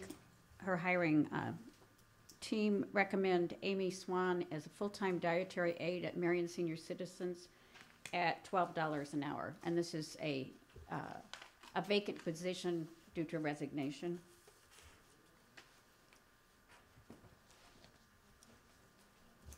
That's the first one. I'll make the motion to hire. I'll second. Got a motion and a second. Hearing no further discussion, call the roll. Commissioner Hightower, Yay. Commissioner Patton, Yay. Commissioner Webb, Yay. Commissioner Goss, Yay. Mayor Vanella. Yay. And item B, Nicholas Clark is a full-time custodian at Mayor Senior Citizens Center at $12 per hour. And the $12 per hour, just if the council probably, just a reminder, that's the starting union wage of the Senior Citizens Union, which is custodian and clerk. And Nicholas Clark has been working as with us as a contractual and for another service and has done a great job, and we would like to keep him on as a full-time employee. Make that motion. I'll second the motion. I'll make Second. Motion by Commissioner Hightower, second by Commissioner Webb. Hearing no further discussion, call the roll. Commissioner Hightower, Yay. Commissioner Patton, Yay. Commissioner Webb, Yay. Commissioner Goss, Yay. Mayor Vanella. Yay. Okay, our agreement with Ameren is up this year, and it's before you. Some of the highlights that you'll want to look at is on page 3, franchise fees that they'll pay. In the first year, within 30 days of acceptance of this ordinance by the municipality, the Ameren will pay the city $38,220. In the second year, $62,440. Year 3, $86,660. Year 4, $110,880, and 12 equal monthly payments of $9,240. And in year 5, $135,120 payable in 12 equal monthly payments of $11,260. Mayor and council, Upon discussion with our city engineer and our city attorney, we would like to table this for a further discussion on, Thank you. yes, Very- on some agreements for excavation permits and things we'd like to work through with Ameren. Absolutely. Yeah. This, The It's an change old in this, agreement. yeah, the change in this ordinance, and the previous ordinance was for 20 years. Yeah. The previous ordinance, we had, Ameren gave us a franchise credit for 6 buildings, basically, and so many kilowatts hour of electricity. It's not as much as the dollar signs would be on today's dollar, but since we have negotiated electric rates, it will come in about the same price. They also have, for gas, they had mentioned that too. So Brian and they're both discussing it now, so. Looks like doesn't expire till August 25th. No, it does We have time So we got a to little table time. it, but I know the council, it's one of those things that every 20 years, it has been non-negotiable, but I think these two have David and Brian have an area they can talk about.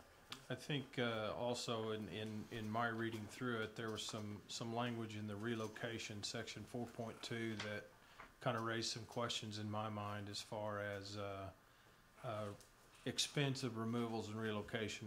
I think we need to take a pretty good hard look at that as well, make sure that that's what we want. You know, they're a bit ambiguous in one section of that, or one part of that section, and then it seemed like they said the opposite at the bottom of that section, so I think we need some clarification on that. Also 4.3, the permit obligation, I think we discussed that. You guys are looking at that right now. And then I didn't get to look through vegetation management, section 6.1, but I also think we need to look at that as well. I know one thing, when they are off of our right of way and they have to do a relocation, it'd be pretty tough. The cost goes up.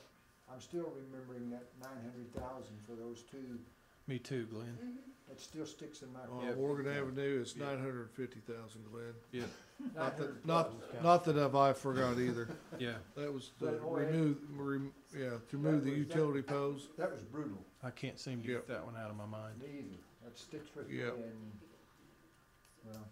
Well, actually, I think under 4.3, they're not, they are the one lone utility and contractor in the city that's not, playing by the ordinance. They Here's- never came up and got a, excavation permit. And here's one of the things that and Glenn, this is what you've talked about too. It's almost like we say, yeah, okay, and then it's almost a trust me, we'll tell you later, and that's when the pain starts. Oh, yes. That to me, I think, is something that we've got to get cleared up. Another negotiating point to bring out in here is when they have a major relocation and the city is paying for this, we ought to have some say-so if, who's the contractor, let them select 2 or 3, but take competitive bids. Yeah. Instead of saying, we're gonna go out here, we'll Right. force account work and do all this. Right. And we got no control over it. I would like to see some type of unit prices or unit costs, I don't know if that's even possible, ahead of time, so we at least know what we're looking at. I got it after the fact, $209 an hour for each individual out there. There you go. I got a son that's a lineman, and he told me he was not making that product. And if he was, he wanted a check cut to him. Yeah, so I think I would have loved to had those poles take down to the city lake and stop some erosion that was going on down there, but they were taken out and gone overnight. Is there any possibility this council could be provided with the last contract? Yes. Thank you. 15, union contract. You'll look before you, gentlemen. You have a highlighted version of the Labor 773, that's Public Works, union contract. And then on your desk, when you came in tonight, was a 2-page summary by the union. This is Public Works, this is Water Department, Water Plant, Sewer, Street, and Cemetery. So it's 4 of our departments. The basic contract was for, the contract is for 3 years. The wages would be increased 50 cents year 1, 50 cents year 2, and 50 cents year 3.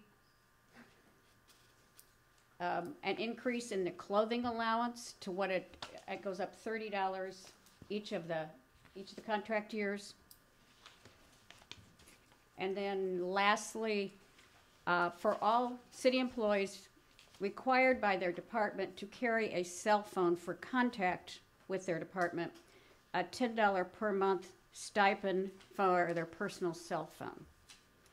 And Rep. Barkey is working on a policy that will be presented. The federal state laws have changed that describe personal equipment use by employees. That will actually put us in compliance with the state statute. Yeah. So that's the 3. The contract was basically dollars. The union has ratified it already, and this would be for the council to discuss. That, those amounts are about 20 or 2%, it looks like.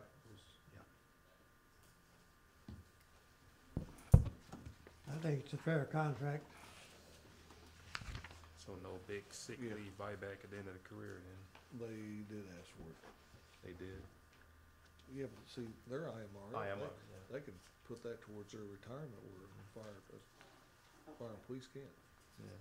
Yeah, they can use, if they have 1,620 hours of sick leave, they can get that for a year of retirement. 1,920. Is it 1,920? I got the 1 and 20, right? Yeah. Thanks for correcting me. Okay, what's your pleasure, gentlemen? I make a motion to approve the union contract, item 15. Got a motion? Yeah, I'll second that. Got a motion and a second. Hearing no further discussion, call the roll. Commissioner Hightower? Yay. Commissioner Patton? Yay. Commissioner Webb? Yay. Commissioner Goff? Yay. Mayor Renella? Yay. Okay. Gail, looks like you got the next 3. Okay. These are on TIF ordinances. Ordinance 3504 is to establish a public hearing date for a proposed amendment to the Marion North Commercial TIF District. The date would be, as we have to set these on our calendars in advance, May 13th at 5 o'clock. And that date was, if that was in agreement, the TIF consultant would be here to run the public hearing.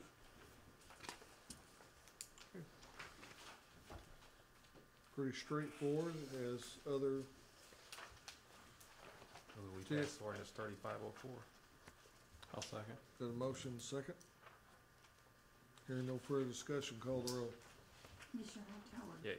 Commissioner Patton? Yay. Commissioner Webb? Yay. Commissioner Goss? Yay. Mayor Renella? Yay. Ordinance 3505, an ordinance establishing establishment of a TIF interested party registry and adoption of registration rules for such registry for proposed Highland Street TIF district. This is the clerk will keep a list for any citizens that want to be aware of any meetings or any changes in this as reading material comes out from our TIF consultants on this TIF district. This is just part of the state statute required for TIF districts as we're organizing them. And those are for individuals living within 750 feet of the TIF. Is that right? Mm-hmm. Yes. Okay. Make that motion.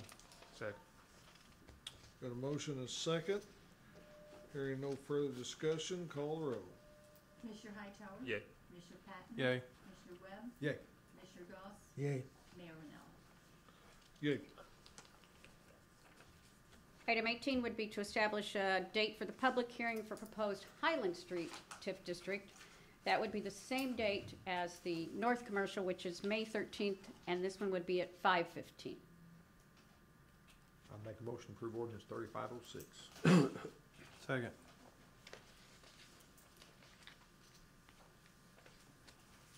Hearing no further discussion, call the roll. Commissioner Hightower, Yay. Commissioner Patton, Yay. Commissioner Webb, Yay.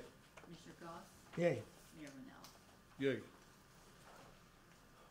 Okay, ordinance 3507 is just merely giving the mayor the, no, I'm sorry, that's not it. Yeah. Ordinance 3507, City of Marion to borrow funds from the Public Water Supply Loan Program. 3507, authorize the City of Marion, Williamson County to borrow funds from the Public Water Supply Loan Program to construct a new 500,000 gallon elevated water storage tank, replacing existing high service pumps in building, constructing the new 6-inch water mains and necessary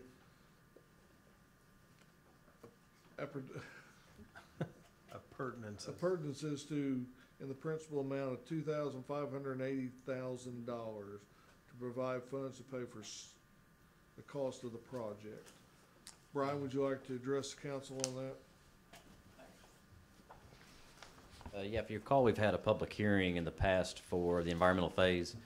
Thursday, we had a public hearing for these ordinances. We have actually an ordinance and a resolution for 2 separate projects, one being the new elevated tank, high service pumps, some water main work. That's roughly $2.5 million that we're seeking a loan from EPA for. The second project is the existing water tower. We're going to blast it and repaint it. That is roughly $500,000 that we're seeking EPA loan for. If you recall, the way I told you that EPA will give you their kind of guidelines and their current situation and funding, they will not tell you your interest rate and how much debt forgiveness, which they call it debt forgiveness because it's a loan program instead of a grant. But you can get up to 75% debt forgiveness right now, but they won't tell you that until you get all your design done, your EPA permit, all your documentation, these ordinances, these resolutions. So in an effort to get these up to them, that's what you have before you tonight. As I kind of told you before, once we get back what they're going to give us, here's your financial package, you're ready to go to bid, then we'll sit down with Steve and see how we're going to fund that. One thing at the hearing, what we talked about was on the new tank, if we had to borrow all the money and break that down per customer, that'd be like $1.49 per customer. If you get 75% debt forgiveness, that's 62 cents per customer.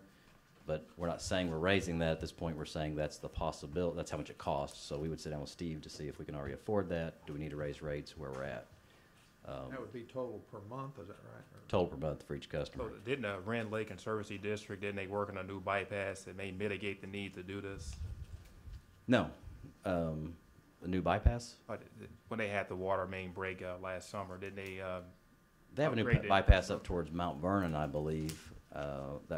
We still have one. Within the plant, they had a piece inside their plant that this was broke down, they could put into that pipe.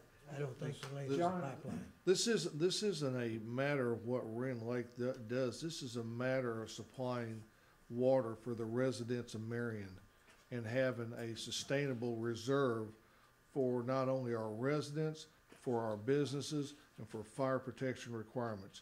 This will give the city of Marion, probably including the elevated storage, the ground storage tanks, clear well, and what's in the water lines, over 4 million gallons of reserve water. That's unprecedented in southern Illinois, and that takes care and addresses the needs of a growing community. And if somebody's coming in and wanting to know what you've got in Marion to offer them, this is what we can tell them. We take this very serious. It has nothing to do with Wren Lake. And I don't even want to address Wren Lake. Well, that's 2.6 million. Isn't this for like just 500,000 additional gallons?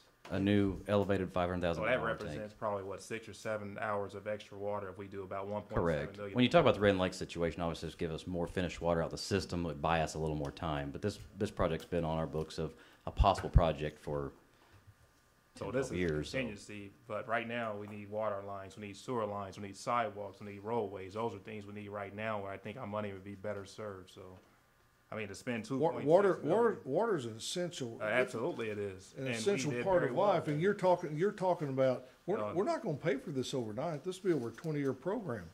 So, I mean. Money's money, though. It's money's money, and I think if you question the residents of Marion, they'll take it. And One thing, we've had this on the kind of the, to-do list as a non-priority, a project we wish to do. What kind of elevated this was the 75% debt forgiveness, basically a 75% grant towards this. And until we get all this paperwork and sign up to them, we can't tell if we've got that or not. Realistically, right you now. can look that TIF's gonna pay for 26% of this, and if we got a 25% loan forgiveness, the city's only on the hook for 49% of the cost, which is gonna take, your cost of, what was it, $1 what? Well, if we get the 75% debt forgiveness, we're at 62 cents per customer for this part. If there was no debt forgiveness, anything, what was the cost per month to the $1.49 per customer for Okay, this, so and that's then gonna cut that 27 cents for the new. $1.49. $1.49 per customer for the new tank, and for the existing tank, 27 cents. So you're That's about, gonna take it down to 74.5 cents. that's if we got no debt forgiveness. Well, if we get that discount. Yeah, Yeah. but then you also have to add in the other 470,000, which is probably gonna, you're probably gonna, in the end, ask your customers to foot up between 90 and 90 cents and $1 per month. Yeah, and that project, going to that project, that tank, we gave it an overcoat probably 10 years ago. Yeah. And so that's typically the lifespan of that. This is actually blasting it down to bare metal, repainting it, which that's about a 20-year coat system, paint system when you get done with it, so. Much needed on that tank. Brian, the new elevated tank, would that not help pressure somewhat too, maybe? It doesn't help in pressure as much as what it does is it actually helps stabilize pressure. So you'll, on that east side of town, you'll have. Storage tank cheaper than elevated? Well, if you do that, then you've got to pump it, and then you've got generators, and you're relying on electricity, Same so. cost-wise. Over the long haul, I didn't remember running that analysis. What we're doing is we're actually taking the high service pumps and upgrading them. Build an elevated tank that doesn't serve any more high pressure. If you can build one in the ground, all you do is storage tank anyhow. Well, it's at the same hydraulic grade as the rest of the town. So we're not isolating the town or changing the hydraulics of the town. So if you have a pressure problem, let's say everybody's using water in the morning and your pressure dips, this will help stabilize that east side of town and have water out there rather than drawing it from the water plant. Help the pressure over your end of town, though, I don't. It's not going to increase it. It's going to maintain it. Right. I would think you could build an in-ground tank a lot cheaper. You could build an elevated one. You can, but then you've got to pump it, and you got electric, and then you got Even generators that, involved. It'll be cheaper. Well, it changes the hydraulics of the system. That's kind of a new ball game if we do it that way. If you have a power outage, there could be. Right. That million would go Yeah. a long way on it. Yeah, if our power's out, then we've got a problem that way. Johnny, we're not gonna get a new lake. Well, everybody said that, but I don't know. I'm telling you, Glenn and I had a discussion with the Corps of Engineers last October. They said, go through the process. You can spend $200,000 on a permit application, and we're most likely gonna tell you no. They have not issued, and I'll say this, the Louisville office of the Corps of Engineers have not issued a permit in 30 years, except the two that they issued to Marion that got beat in federal court. And they made, and unfortunately for us, there's still people in there that's still working when we went through that process, and they don't feel very good about that. Well, there's been When a you're talking change- about building a been a lake, change of command though, up there at the top too. well, now you're talking about a $30 to $40 million price tag by the time you build a new lake and a water plant. And when you're worried about 90 cents or $1 on a water bill now for 500,000 gallons of more water. Wait till you get that bill. Well, there's always a difference of opinions. Yes, there is. What's your pleasure, gentlemen? I make a motion to approve ordinance 3507. I'll second it. Got a motion and a second. Hearing any further discussion, call the roll. Commissioner Hightower, No. Commissioner Patton, Yay. Commissioner Webb, Yay. Commissioner Goss, No, Mayor Vanella. Yay. And I also make a motion to approve ordinance 3508. And I'll second that. Any further discussion? Hearing none, call the roll. Commissioner Hightower, No. Commissioner Patton, Yay. Commissioner Webb, Yay. Commissioner Goss, No. Mayor Vanilla. Yay. You know, the last one was just to bring up the existing water tower for it to last the residents of Marion an additional 20 years. That's what that vote was for. But And it costs $470,000 for that? Yes. For a paint job? no, Yeah. you just, Well, there's repairs that goes along with it Yeah. other than paint. But that was the main thing mentioned Yeah, whenever it you was know. discussed. well, we had a public hearing and that was the time to ask questions. And nobody attended the public hearing. So that's why you have a city council for. He was here. Oh, I'm sorry, you was. Yeah, you were here. Okay, 21, resolution 2019-10, resolution authorizing the mayor, Anthony L. Renaud, to sign all loan application forms and documents for a public water supply loan program. I'll make that motion. I'll second. Got a motion and a second. Hearing no further discussion, call the roll. Commissioner Hightower, Yay. Commissioner Patton, Yay. Commissioner Webb, Yay. Commissioner Goss, Why not? No. Mayor Vanilla. Yay. Passed it already. Resolution 2019-11, resolution authorizing Mayor Anthony L. Renaud to sign the application forms and documents for a public water supply loan program. I'll make that motion. I'll second.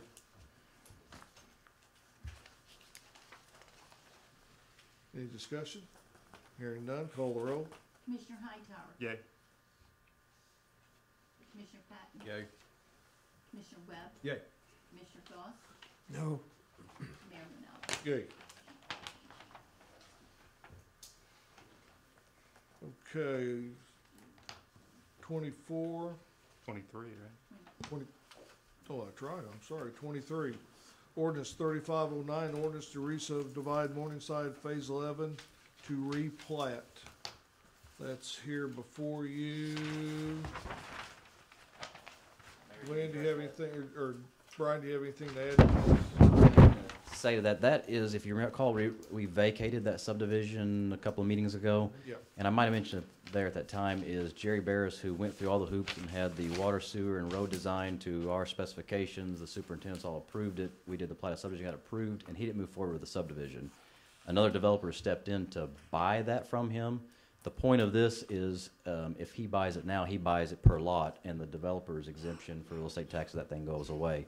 So he is replatting this exactly for every line and precisely what Jerry Barris had before. So it's kind of just a hoop to jump through that he now takes over developer instead of Jerry Barris. And I think his name's on the plat. And you guys have did the engineering towards all this? Yeah, all the road rights of way, easements, and then so that means the water sewer permits are applicable, the road design's the same, everything's exactly the same. The whole reason of jumping through this is that he is just now taking over as developer. Okay. So none of the work has been done then? Nothing's been done. Looks like 40 lots total. Correct. Yeah, actually, what, the only thing they're doing is extending Dewdrop down to Glory and, interconnecting those and developing lots there.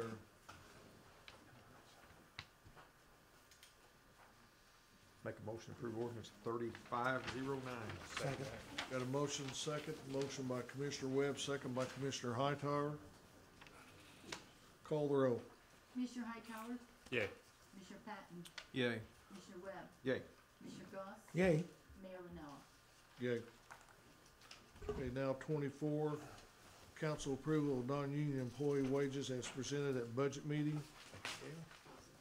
I'm handing out a copy that Treasurer Steve Hill had revised after the council's meeting and discussion In the budget hearings? in the budget hearing. Yes, So, okay. and everything that has changed was according to the council's discretion. Let me just set this out real quick. Well, the same as we looked at it, basically. Yep. Well, let me see something.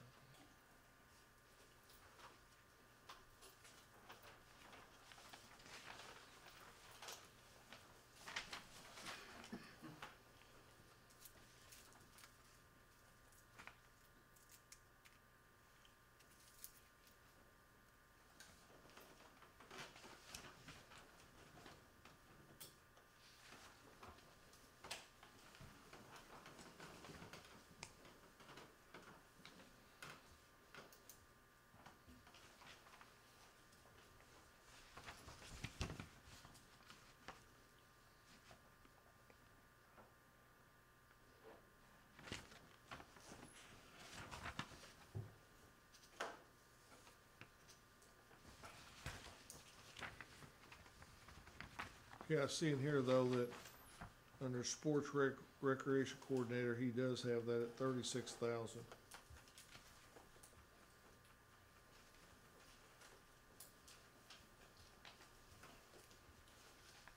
And, But- Mayor, as you Where recall, are you on that? Youth is, Second page. as you But then, recall, that was, as you, then you're looking at youth is 40. Megan's being At the at new- 40,000. the new She's replacement at retired. 38. The new person won't make that Correct. much. so it'd be budget neutral. Okay.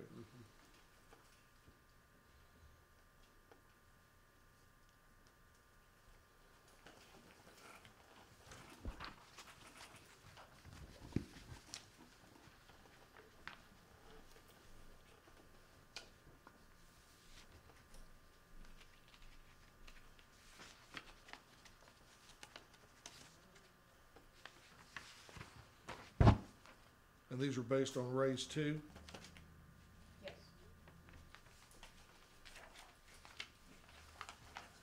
Oh, and raise one, so it's council's choice.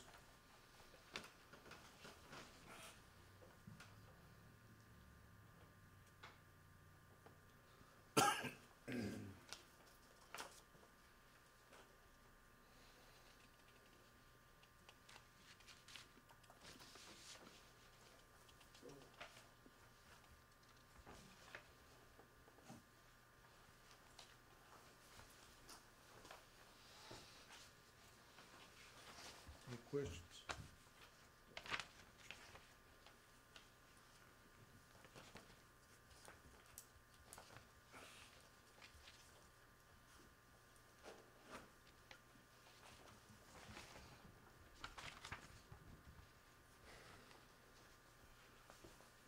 Be a good time for the Jeopardy music.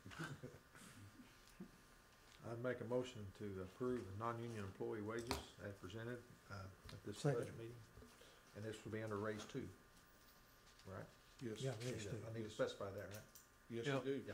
Yeah, the additional money, if I remember hearing Steve right in the budget meeting, that extra money will come from the surplus that we have seen at the projected end of the year for next year. Yes.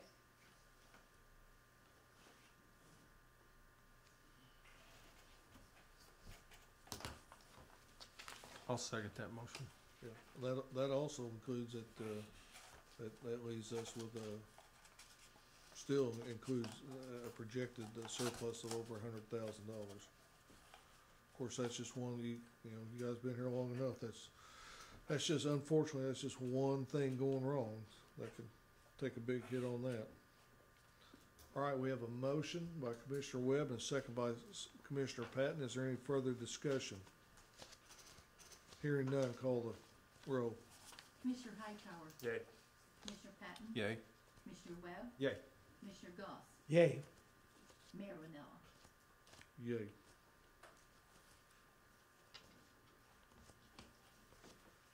Okay, 25, council approval to move Ladonna Smoot, Assistant Treasurer, to salary personnel and adjust benefits.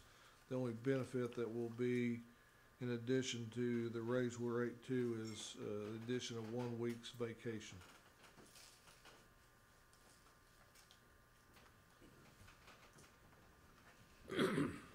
Commissioner, you have That anything? salary position would be equivalent to what she's making now. Yes. Okay, I'll Well- make that motion. Second. Got a motion and a second. Hearing no further discussion, call the roll. Commissioner Hightower? Yay. Commissioner Patton? Yay. Commissioner Webb? Yay. Commissioner Goss? Yay. Yay. Mayor Renella? Yay. 26, council approved to pay Lawler Brown invoice dated, They were January and February. okay. Yes, January and February, well, that's invoice dated This was January, February. 2007, Amount of $17,224.32. I guess we'll go ahead and pay. No, Correct? yes. Where's that? Oh, here it is. It's broken down there. If anybody wants to look at it, it's cumbersome. And the total cost is? $17,238.32. Yes, $17,224.32. That's for 2 months. Yes. I don't have a problem with that. Is that something we did before with Steve Green? I can't remember doing that. No, his always went under consent agenda. Steve is always on the consent agenda, Yeah, Okay, so why we changed that? but we don't have that that's just, set that's up. what David properly submitted. now, I don't think. Okay. Actually, it should be public. It's more I just- transparent anyway. Yeah, I don't have- right, These are should be, the should be first, public, the you're first right. major bills we received from the new city attorney and group. It incorporates our departments from codes to police, Yeah. treasurer's office, and city council. Okay. That's the first 2 months we have received. I don't So- have a- And it was an amount that needed to come to council. I don't have a problem with it. I just, something different, you know, hadn't seen that before. Yeah, it's a different way to handle it. I'm with you. Well, I'll have to make a motion. We approve his invoice, Second. amount of whatever it was. Got a motion, $17,224.32. Got a motion and a second. Any further discussion? Hearing none, call the roll. Commissioner Hightower? Yay. Commissioner Patton? Yay. Commissioner Webb? Yay. Commissioner Goss? Yay. And Mayor Renella? Yay. 27, you want to explain that, or is that? I'll have some attorneys here to address the council at the next meeting. There's a lot of litigation going on throughout the country regarding some of the malfeasance of some of the pharmaceutical companies. The county is already pursuing some litigation.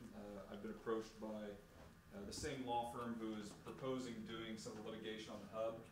He has teamed up with some counties throughout the state. There's an opportunity for the city of Marion to join in that litigation to hold the pharmaceutical companies accountable. It wouldn't require any payment on behalf of the city. It's sort of like a general injury case where if the city would recover, they would only have to pay attorney's fees out of the award. So it'd be like a standard personal injury case. So I would recommend having the attorney who brought it to us and maybe ask a local attorney who's done this. Mark Prince is someone who I've seen has teamed up. You talked about shopping local. Maybe give an attorney from the Metro East to approach us and maybe give someone local. That was just on trucks. That was on what? That's a joke, everybody. We've been going this long. I mean, let's try to break the ice here. So That was broke a long time ago. we could pass it to the next. Which meeting one? and have some of Yeah. the attorneys here to Yeah. discuss it and give you the. So, tell me the benefit of us being involved in something like that?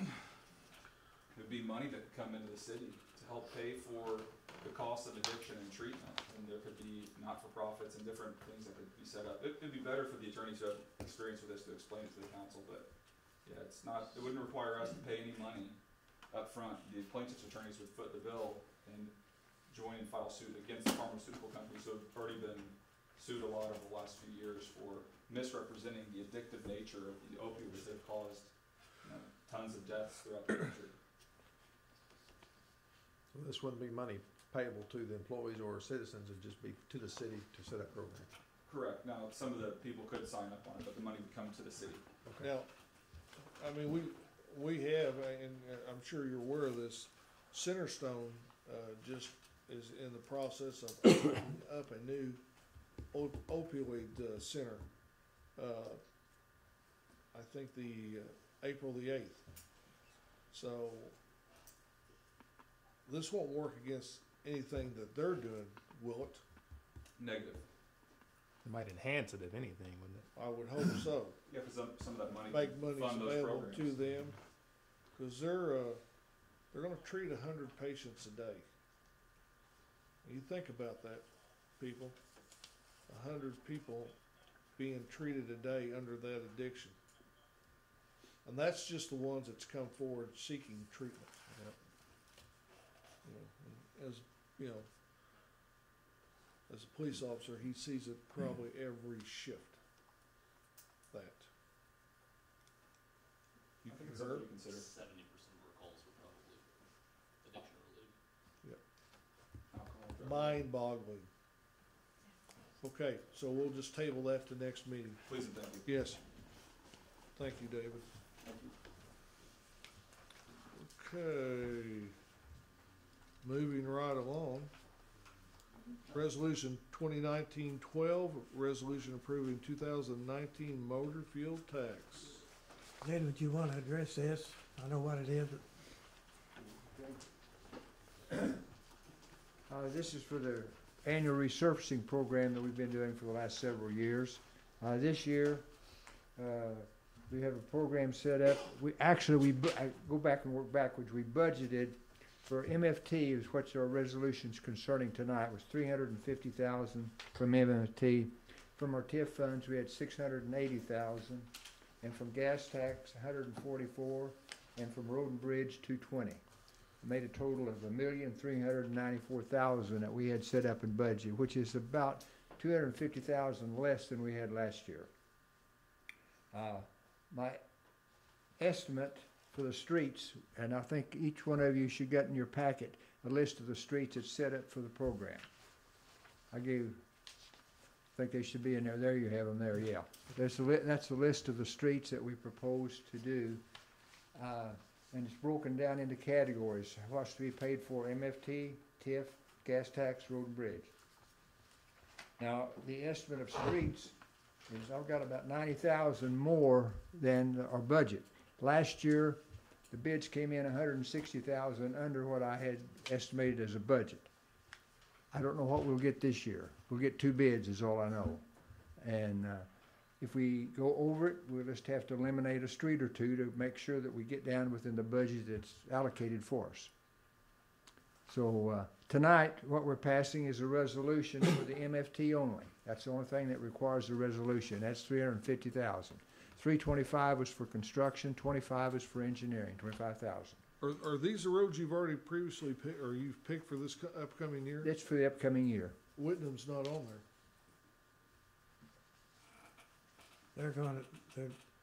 we would be able to get that out of our budget, I think, because it's not TIF. This is, a lot depends too on the weather if we even get it done, but we plan to. I don't think you can throw Whitman in there. Of course, you can adjust the street the way you want them. Yeah, we can. But, the shoulder work we're gonna do that in-house on Okay. these. That wouldn't be under the program then? No, it won't be, that would be in the street department, and I think Doug could resurface the part that we're gonna tile, but if we decide down the line and wanna do Whitman, we can do it within this budget, but we just shift the street. And we're using a different type of mix than we've used before. Yeah. That's at what they call IL 9.5. Yeah. It's a polymer-based surface course, and in some of it are heavily traveled streets that we're using what we call a D-mix, which is the granite in place of sand, which is real strong, like on West Main, Halfway Road. Yeah. Those are going to get the D-mix, which is $10 a ton more expensive, but it lasts much longer. And Glenn, that $350,000, is that our annual receipts about that we get from motor fuel tax, or I just? we get $38,000 a month, which is $400,000 or $500,000. Yeah. Yeah. Gas tax, we get approximately $50,000 a month, and road and bridge is about $200,000 a year, based on the yearly stuff. Doug, being an IDOT employee, could probably tell us how that all derives out of state statute for our 38,000, couldn't you? Nope, don't think so. I didn't think so either. Yeah. You ever have insomnia and can't get to sleep? Read that.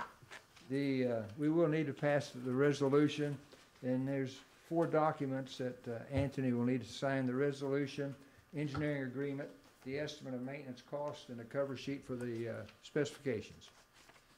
But right now, I think official action, it would be the resolution. I make a motion to approve 2019-12. I'll second. Got a motion and second. Hearing no further discussion, call the roll. Commissioner Hightower, Yeah. Commissioner Patton, Abstain. Commissioner Webb, Yay. Commissioner Goss, Yay. Mayor Vanilla. Yay. The total length for statistics' sake is 9.06 miles is the program is set up for. Last year, we did 13.4 miles, so we're about 4.5 miles less this year than we did last year. And is that because of monies received, or that's just what we feel is? Because of our budget. Okay. And that's like a 22-foot wide, I guess, or? It varies. Some of our narrower streets is 18. West Main Street's 50 some odd feet wide. Okay. So it varies. Yeah, you run all the way out to Halfway Road, aren't we? On Main Street from Dairy Yes, Queen? West Main we're going from Fifth Street to Halfway Road, going under 57, and taking it all the way Yeah. down to there. That's a big bite of the, Yeah. that takes a big chunk out of our budget. You're kidding. It has to be done. Now, will we mill that down any? Yes, when we Yeah, get we to the always curb and gutter, a big part of our cost is milling and what we call butt joints. We mill 7 feet at the edge of the flag of the gutter. In the past, many years ago, we just resurface and just fill up the flag of the gutter. You get drainage problems. What we do now is we take a milling machine, take 7 feet, 1.5 inches deep at the flag of the gutter, right through there. Then when we put our resurfacing down, we match up with the edge of the flag of the gutter, and you get good drainage, and your gutter gets the full benefit of your gutter then. In the same way, when we match up to an existing deal, we have a butt joint, cut 7 feet across, so when the two come together, we got an even surface without having that bump. Seemed like we had a lot of them butt joints last year everywhere. Well, that's being changed this year. What's happened now is they can't do the butt joints or milling more than 4 days ahead of their surfacing operation. Thank you. And second thing is, they have to have a street sweeper on site, and it can't be one that sweeps it and throws it in the yards. It has to be one that picks it up and takes it to the street department and dump it down there. Good. So, lessons were learned from last year. Good decisions. Yeah, for those that use Old Creel Road and got our teeth knocked out for 2 weeks, yeah. My van still got rattled up. Yeah. Okay, Thank you, Glenn. we have a motion, Yes, I made the motion. second, call the roll. That was Angela, that just seconded. Yes. What are we calling the roll? Oh, we've already voted. Forget it. I thought we already done that. Quit talking. We can vote again. Yeah, it's been a long night. Been called a liar and gotta play bocce ball still. Okay, ordinance 3510. Okay, this is a ordinance for an execution of a TIF redevelopment agreement between Marion Self-Storage and the city. This is in the hub TIF. It's a 70% to the developer, 30% to the city split, which is the usual formula, with a cap not to exceed $122,000 of TIF increment. This is with Lee Webb. He's adding on. He's building more storage units next to his Court Street project. Is that the 700 Court Street or the 416? That's 700. Gotcha. 416 to 418 is also storage units with Marion Self-Storage. That's 144. 418 would be Dr. Damati's old property. So actually, the property's vacant 716 right is now. Maplewood and Court. But yes. Which one's got the retail?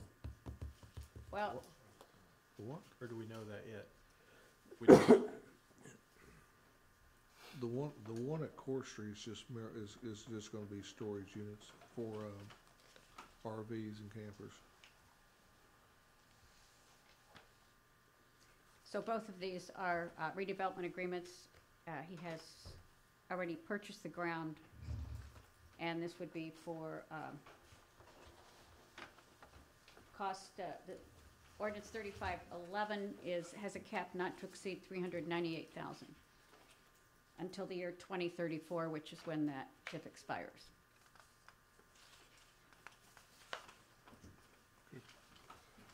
Need separate motions, I see. Yes, Yeah, please. motion to approve ordinance 3510. 10, I'll second that, yeah. Got a motion second for ordinance 3510. Yeah. Hearing no further discussion, call the roll. Commissioner Hightower, Yay. Commissioner Patton, Yay. Commissioner Webb, Yay. Commissioner Goss, Yay. Mayor Manella. Yay. And I make a motion to approve ordinance 3511. Second. Got a motion second. Any further discussion? Hearing none, call the roll. Commissioner Hightower, Yay. Commissioner Patton, Yay. Commissioner Webb, Yay. Commissioner Goss, Yay. Mayor Manella. Yay. Resolution 2019-13, resolution making that section of East Reed Street between Whitnam Street and McLaren one-way going east. I think we've pretty much discussed that tonight. Well, yeah, I would think we need to amend that to also make the Whitman Street coming from Boulevard into Reeves one way. We plan to bring them in, take them out. So otherwise, you're not accomplishing much. That's what we have here in this sketch. Bring them in. What does that do to school buses? No, we got plenty of room for school buses. That's not what I'm asking. We'll have more than we got now. One of the problems we Won't have. affect the school buses? One of the problems we have with the school buses now, you have 3 come in at the same time the school is letting out. It's just a big accident waiting to happen. But we'll have, the school buses will have their spot here as I sketched out for you. And there's plenty of room to make this turn because we're gonna have a 14-foot lane there. And right now, it's a circus.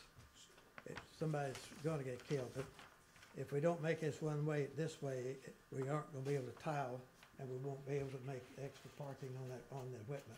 And I think there's about 11 spaces that we can put there. Will this one-way be year-round or just during school hours? It'll be one way all the time. Yeah. I know at Crab Orchard, I've seen them do it during school hours because of the inconvenience for some of the people that live there having to go. Well, there's no houses on this first block here. Okay. There's maybe 4 or 5 on that side, but it sure won't bother these guys. There's no houses on this side anyhow. No, there's no houses on Whitnam from, No, it's playground or yards. yeah, It will not affect the no. residents any. So I really think we need to make that at this, and have it done at the discretion, timing of the street superintendent, because you can't. Well, he got make mad and certain- left. So we're gonna add Whitnam Street. One way from Boulevard to Reed. Okay. Wyndham runs, you're talking about moving the one-way traffic to the north, Johnny? Yes. Yes. Yeah. So Yeah. from Boulevard Whitman, to, Whitman, north to Reeves and Reeves. around. So it'd be on the west side of Jefferson? It'd be on the back side of Jefferson, West side of Jefferson? west side of Jefferson, yeah. So that street That's goes, where the big that street playground goes is. north, Yeah. and we turn right on Yeah. Reeves. And we've made a lot more room than we've ever had, so that should alleviate all this parking problem we have down there. To do that right, I think a motion has to be made initially on Reeves to Whitnam, and then you make a motion to amend that. Is that correct, Okay. Counselor? That's whatever you say, Mr. Mayor, through your mayor. I'll make a motion to adopt resolution number 2019 or 13. 13, I'll second. second. As amended. Well, no, we're gonna now, you wanna make your amendment to the motion? Yes, I make a motion have. to, do you want to call the roll on that first one or not? No, cause you're, Okay, you're gonna well, make a motion to amend resolution 2019-13 to make Whitman from Boulevard to Reeves one way. okay. Got a motion? Yes, my motion. Second. Second? Call the roll. okay, Commissioner Hightower,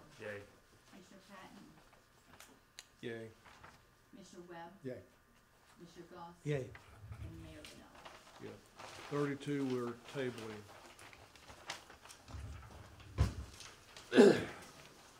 We're going to old business. Table 1 and 2. And where are we at on 3, Gail? We're gonna have Brian Fisher's going to speak to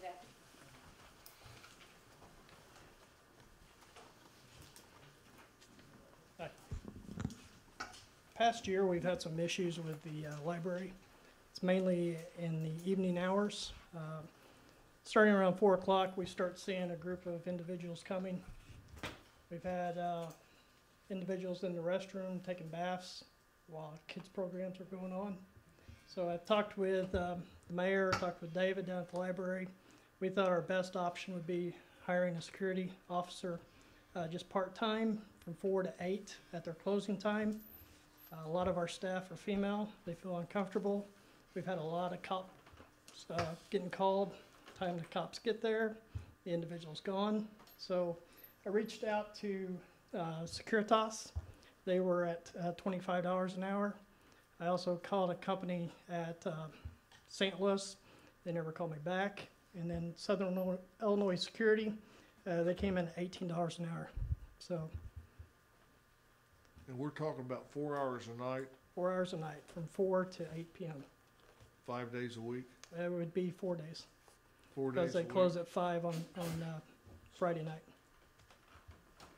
Why do we pay security out the hub? They are making $15 an hour. 15? Yes. Can you use them? That's your guys' call on that. Those employees are. Take them away from the hub. Then you're taking it away Well, from the maybe hub. there's other people available that might want a job. Well, that's what he's saying. I think it'd be in our best interest. I'm sorry? If we went that direction, the hub would have to change their schedule because their security's more at night also. And we would increase the number of hours and they would become more of a full-time What's person. the securities union out there? No. The idea was to try this as contractual, background check, all of those things are already completed. And These officers would be licensed in the state of Illinois. So the background. Well, if we hired our own, we'd have payroll costs too, then on top of the 15, right? And then the liability as well. And finding someone for 3 hours was. That second company, Southern Illinois, where are they located at? They're Murfreesboro. Murfreesboro. And Securitas is where? They've got an office here in Marion. Good. Yeah. And then Allied, they never call me back. Takes, it's only 16 hours. So What are the hours you're recommending? 4 to 8? 4 to 8, Monday through Thursday? Monday through Thursday, And what time does the library close on Friday? 5 o'clock. 5 o'clock and Saturday the 5 same? o'clock, yes. Okay. And as you know, we had to do a lot of security upgrades with our cameras. We had homeless actually sleeping in bushes. Street department came, took a lot of bushes down. They had like a little encampment there. Almost a dump truck full of stuff, and that was on the north side. They were using the back. Biohazards at that. They were using the back picnic tables as their restrooms. So we've got to put a stop to this. So it's your recommendation that the city hires its own security person for 4 hours a night at the rate of $15 an hour? I think our best recommendation would be to contract it through SI Security. Steve had it in the budget. He had a little over 14,000. Steve didn't have the number. If we do the math on this, at this 18, that's going to put us about 14,900. So we're right on target with our budget numbers for this coming budget. Is there any type of contractual commitment lengthwise? I've got. Well, there's need for security over there. It's those ladies. Yes. I remember in a big building. It's not just our employees; it's also our guests. I We just want to wonder make if them you have couldn't hire a safe somebody a environment. little less money. So. But if you say you're the expert. There are no ancillary costs associated with that, because they all take care of the Basically, training, there's a so. startup fee of $125. That's an administrative fee, and Basically, the park has used this company for several years. Chris, I don't think you guys had any complaints? We're very happy with their service and parking street. So if something escalates, do they call the police? They will automatically call the police, yes. Okay. They're the. Chris, they pay their employee $9 an hour, is that right? I think 12. Between 9 and 12 is the numbers that they use with us. And a lot of that is the employee, the seniority of the employee. Is there any type of contract involved? 1 year, 2 year? Basically, 6 months? what the contract that we're looking at is a 24-hour notice of termination because it's a part-time contract. So it doesn't obligate us for a No, and period I of can- time? I wasn't prepared. I didn't know I was actually speaking about this tonight. I've got it on my phone. I can print off a copy No, that's and fine. let you all see the contract. You did good. So I just think it's our best bet. They'll be in uniform, which will also give a safety peace of mind as well to our guests and our employees. How soon could they start? Uh, Tomorrow? Theoretically? Probably a day or two. Okay. I'll make that motion. Hire SI Security, 4 days a week, 4 PM to 8 PM, Monday through Thursday, at $18 an hour. Second. You don't think we'd be better off to have our own person at $11 or $12 an hour? For liability reasons, I would prefer not to. The whole city's a liability. I mean, Understand. really. I understand.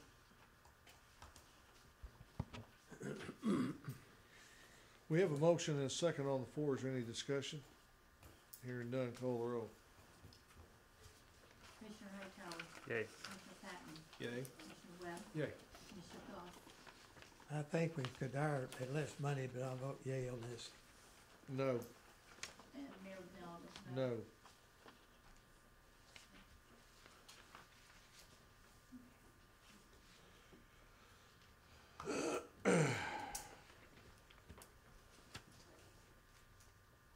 Hub Recreation Center, because the number 4 is gonna be a discussion. Table?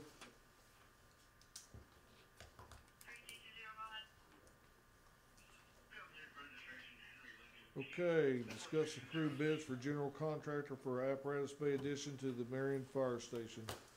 David, do you have anything to add to the discussion of, that Mr.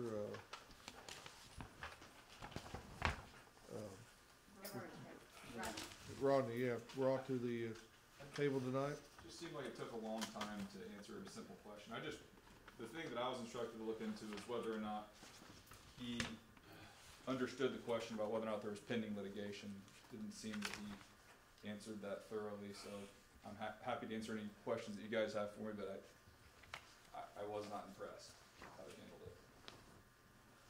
Still don't feel like I've got an answer. I'll be honest with you, and I don't think he ever answered my question of 2017.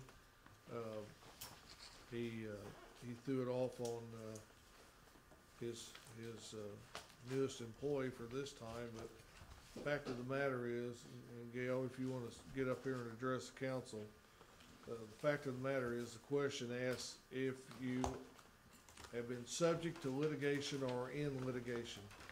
Is that correct to some degree? I think the wording on the qualification statement was if there was any pending litigation against the individual or the company. I don't think it was ever, but I believe it was current or pending litigation. Okay. And his reply to that question was? No. No. And there is, Counselor, there is pending litigation? In Marion County, when I talked to him on the phone, he acknowledged that he knew there was pending litigation, but he thought that, in his words, that it was no big deal, is what he told me. But that's been going on since 2016? Correct. What year is it today? I believe it's 2019. Thank you. Sound like a lawyer. Okay. Gail, why don't you give us the next couple bids out there? I mean, this has been a few weeks ago. Well, we received 8 bids total. 4 of those bidders provided follow-up information of the required bid schedule within 24 hours. And I contacted each of those 4 and interviewed them, including Everard Strang. I spoke with, I believe his son, Cole Everard. We had one bid that, which was actually the highest bid of the 8, was not signed, and they also did not return the required qualification statement. And so we didn't go any further than the 4 lowest dollar bidders, because they did provide the bid schedule within the 24 hours it was stipulated. So Everard Strang, based on the base bid and alternate bid number 1 combined, was $845,668. H.E. Mitchell was the next low bidder. They were about 15,000 higher, and their combined base and alternate bid number 1 amount was $860,900. Ross Construction was next. They were about 5,000 higher, at $865,600. Shores Builders was next in line, then Samron, then J&L Robinson, and then Southwestern. Okay. Give me, what was Everard's again, 845 what? Everard was 845,668, 845,668. Okay.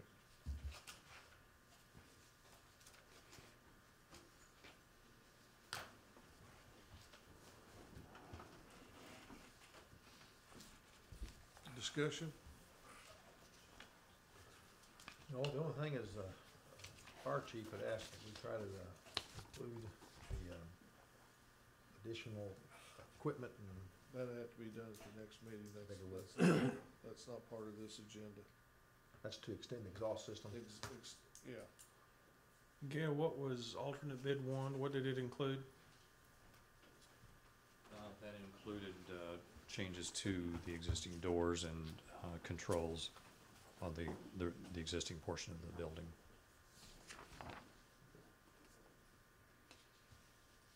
I didn't hear the low bid. What's the low bid now? 845,668.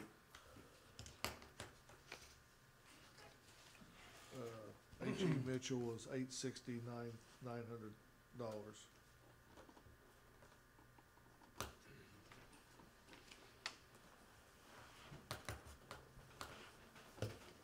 David, did you find anything wrong with H.E. Mitchell?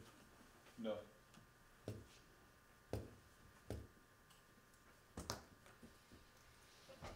There's a lot of litigation going around, guys. It doesn't make you bad people. We're being sued by lots of people too.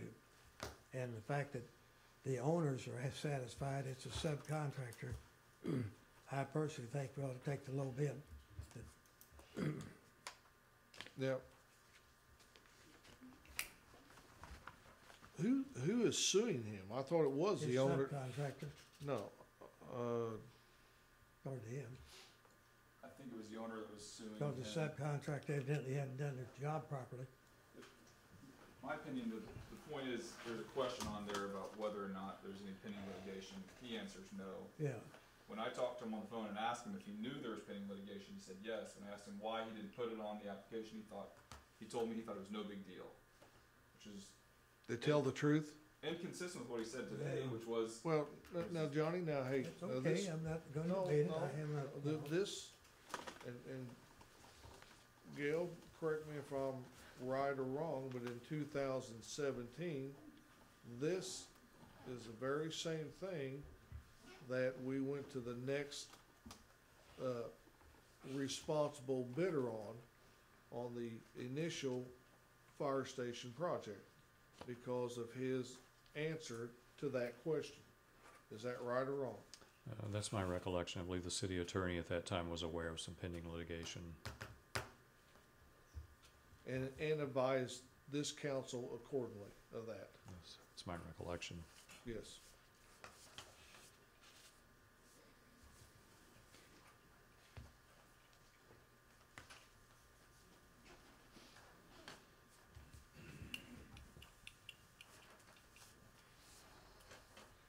Do you see where there would be any add-ons to this project for any reason at all?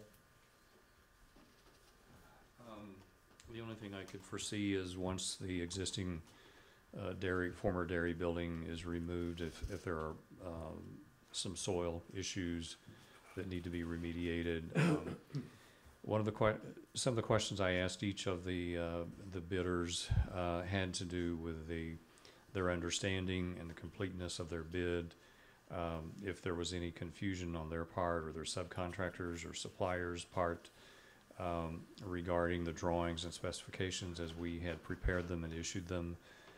If there was anything that was unclear, vague, or questionable in their minds, it might create a situation where there would need to be a change order.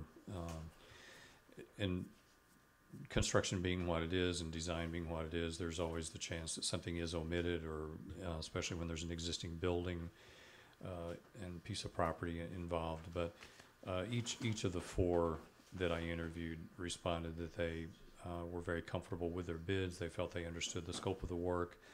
They felt the bidding documents, construction documents, were clear and thorough.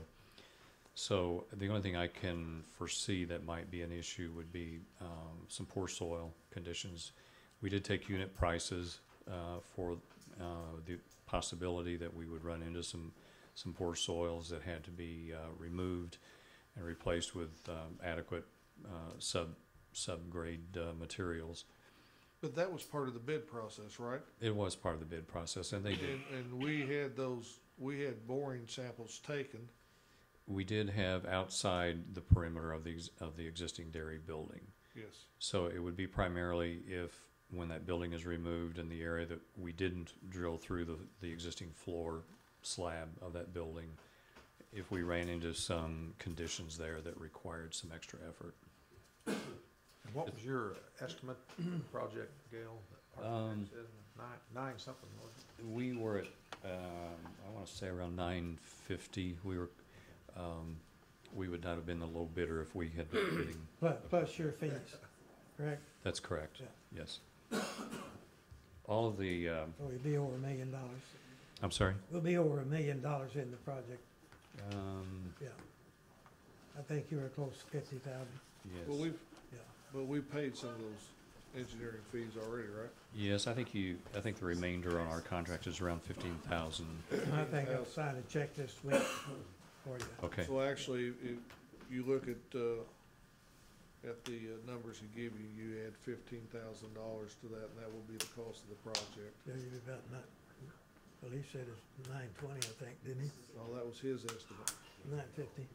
That was his estimate on the project, and here's where the bids come in. Yeah, all of the 8 bids were within the range pretty much that we had estimated. So even looking at Ross with engineering fees, 880. Yeah, there's other costs. That's beside the point. Go ahead. So based on the unit price scale, that was a unit price that was bid, but we are assuming at this point we will not need it, correct?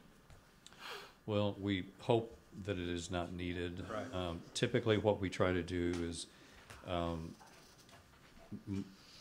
pretty much all the 4 lowest bidders. The unit prices vary from one bidder to another, but all in all, they're pretty much in what we would consider to be a reasonable range for the type of remediation that each one represents. What we typically do is suggest that you go ahead and award the unit prices along with the base and alternate bid. In reality, what we do if we run into a situation that we run into some bad soils, we'll look at it, evaluate it, and we may recommend at that time doing it on a time and materials basis or getting a fixed dollar amount if we can narrow down and define what we think is the extent of it. The benefit of having the unit prices is so that if we have a weather condition that's pending, that we have the ground opened up and we really need to get it closed back in before we have a weather event move through, that we have prices already agreed to among all parties and then we monitor the amount of time and material that's involved and apply the unit prices. So I think of the four lowest bidders, those unit prices are reasonable enough that we would recommend they be awarded with whichever bidder that you accept. And do you have those available? I do. There are 5 unit prices for each bidder in numerical sequence 1 through 5.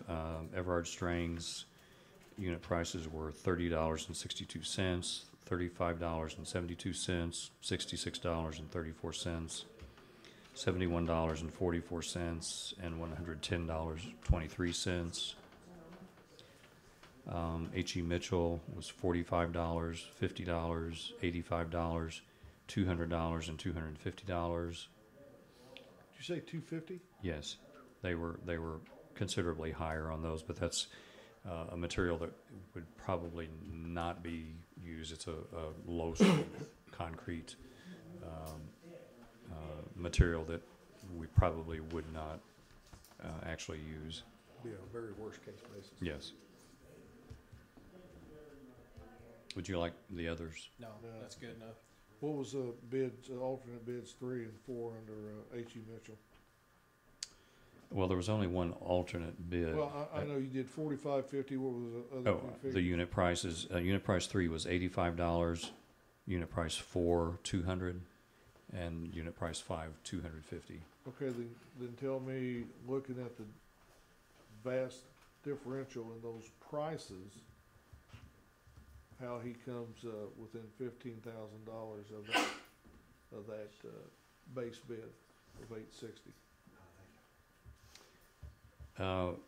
The unit prices don't really figure into their calculation of their bid because there's no way of knowing in advance if they will even be needed or how many units or cubic yards or of each of those materials would be needed. It's not unusual for us to see a range in unit prices from one contractor to another. I've never quite understood how they derive their numbers, but it's not uncommon to see a spread or a range.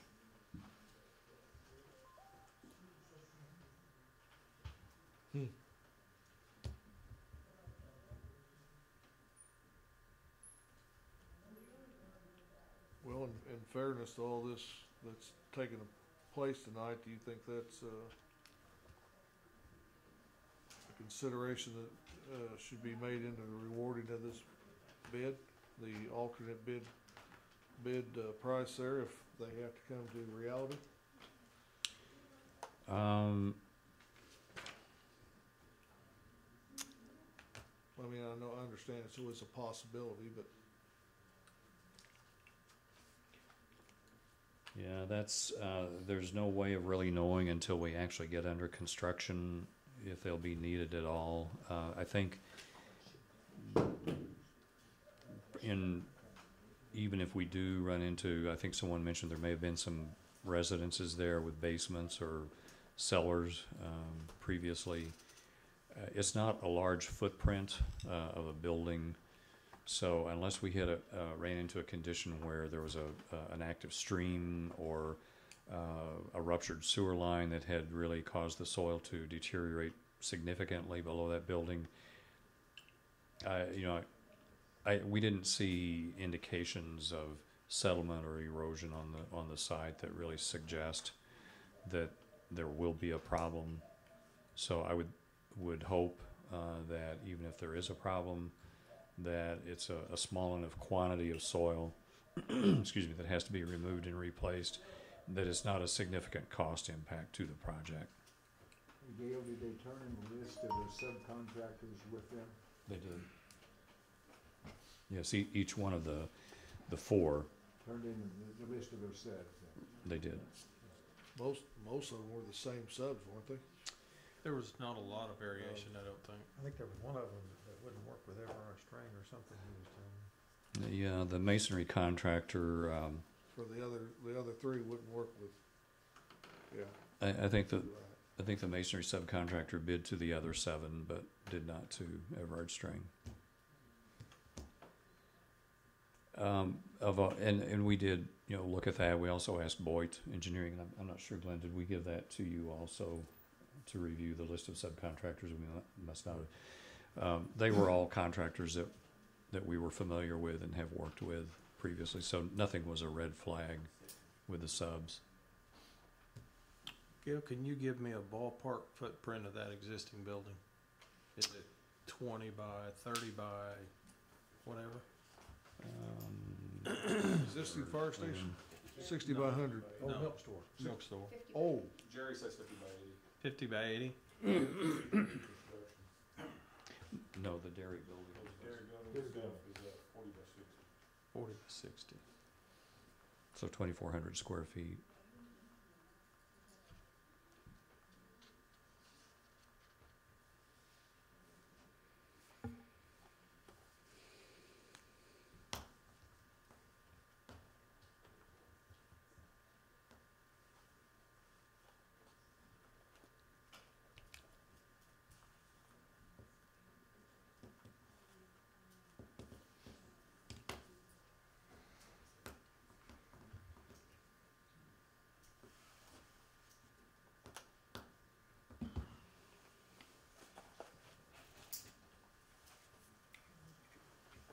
still figuring? No, Oh, thought you was figuring. I was. Oh, I was figuring an average worst case scenario. what's your thoughts? What? What's your thoughts? What's my thoughts? Yes. I think we should give it to the low bidder, but I think that litigation thing is a very minute thing, and of course, you're talking, you should answer it differently, and perhaps you should have, but I don't think it's worth throwing out the low bid on. So that's your motion? Well, I don't think we get very many backing, but I'll make another motion, yes, to accept the low bid. We have a motion and second. Call the roll. Commissioner Hightower, Yay. Commissioner Patton, Just to clarify, we are voting to give the contract to Everard Strang, right? Yes.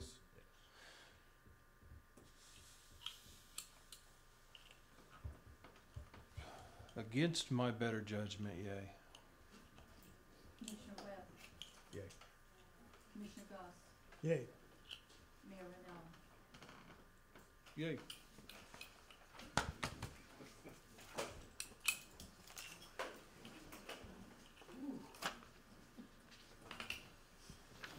But I will be watching. Yeah. Okay.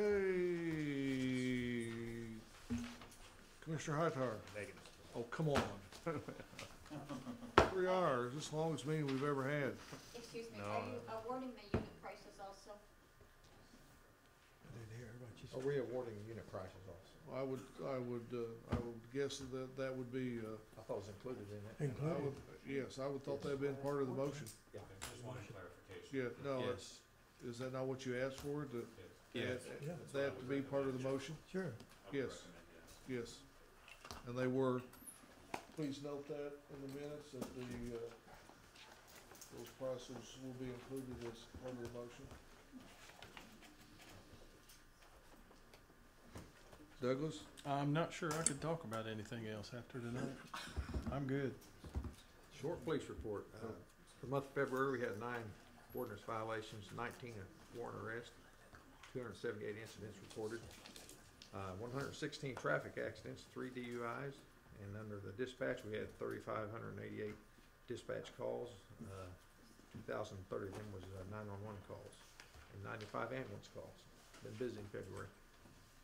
That's all I got. Yes, and we having a conversation with DJ Stewart, it looks like, for a year, I think he told me we're gonna answer over 90,000 calls before the year's end. So our dispatch center is very busy, which concerns me about losing DJ Stewart as the head of our communications. Want to pay some bills? Move we pay the monthly bills, funds become available. I'll second. Motion and second, pay the monthly bills as funds become available. Hearing no further discussion, call the roll. Commissioner Hightower, Yay. Commissioner Patton, Yay. Commissioner Webb, Yay. Commissioner Goff, Yay. and Mayor Ronaldo. Yay. Move we pay consent agenda. Got a motion to pay the consent agenda Second. and a second. Hearing no further discussion, call the roll. Commissioner Hightower, Yay. Commissioner Patton, Yay. Commissioner Webb, Yay. Commissioner Goff, Yay. and Mayor Ronaldo. Yay. I'd like to say one other thing before I get through. Going back to this proposed truck deal, this was considered in depth by the city administrator, by the attorney, and their decision was to handle it in that manner. And the inference that it was done on my part as an election-driven decision is not quite accurate. You knew that was on the agenda, you could have pulled that off as you pulled off the agenda item that I had on the lead guy, that you wanted to wait until after the election to do it. So I think it's highly unfair to infer that this was an election-driven thing, because it was. Well, I didn't infer that. What irritates me is that, number one, normally anytime Doug has ever bought a piece of equipment, he has come up with at least 3 bids. There were none before this council. And then, I don't care what anybody says, we should have went to our local dealers and asked for a bid. Now, Ford's not the only dealer we got in Marion. We got Chevy, we got Dodge, we got Toyota. I don't think Honda makes a truck like that, and probably Toyota doesn't either. But we've gotten bids from them in the past. And I think it's only fair to keep that money local. I agree with that 100%. And Except I in don't this care. case, the attorney and city administrator. Well, were you under know advice. what? Then they should have had a conversation out of professionalism and courtesy to me and this council. I agree, and I thought they probably had. They did not. It's the same way pulling that agenda item on my lead man. We should have had a conversation on that too till after the election. With who? I had one with you, and I don't think it's right to appoint that lead man just yet. But till after the election. I don't care, I'll tell you what. Get you 3 bids for that truck and put that on the agenda, and we'll have a special meeting next week. Do that. And tell your street superintendent, I'd like to have a conversation with him tomorrow morning. And I'll be happy to tell him that. Yeah. So, to stomp out of here, this council room shows nothing but disrespect to this council. I think he'd finish his statement. So, anyway, we have a disagreement about things, and that's just the way it goes. Now, trying to end on a positive note, this is our last election, council meeting before the election. I want to wish each and every one of you the best in the upcoming election. It has been an absolute pleasure. I know we'll have at least one more council meeting on April the 8th together, but it's been a pleasure this last 4 years working with you guys. We've got a lot done in this city, and we can get a lot more done moving forward. Do we always agree with everything? Obviously, that's pretty obvious tonight. No, we did not. We had a lot of split votes, but we voted our mind, and we voted what was best for the city. So, in that, I'll move we adjourn. motion to adjourn. Second. It's your turn. Commissioner Hightower, Yay. Commissioner Patton, No. Yes. Gee, Doug. Yes. Commissioner Yeah. Webb, Hey. Commissioner Goff,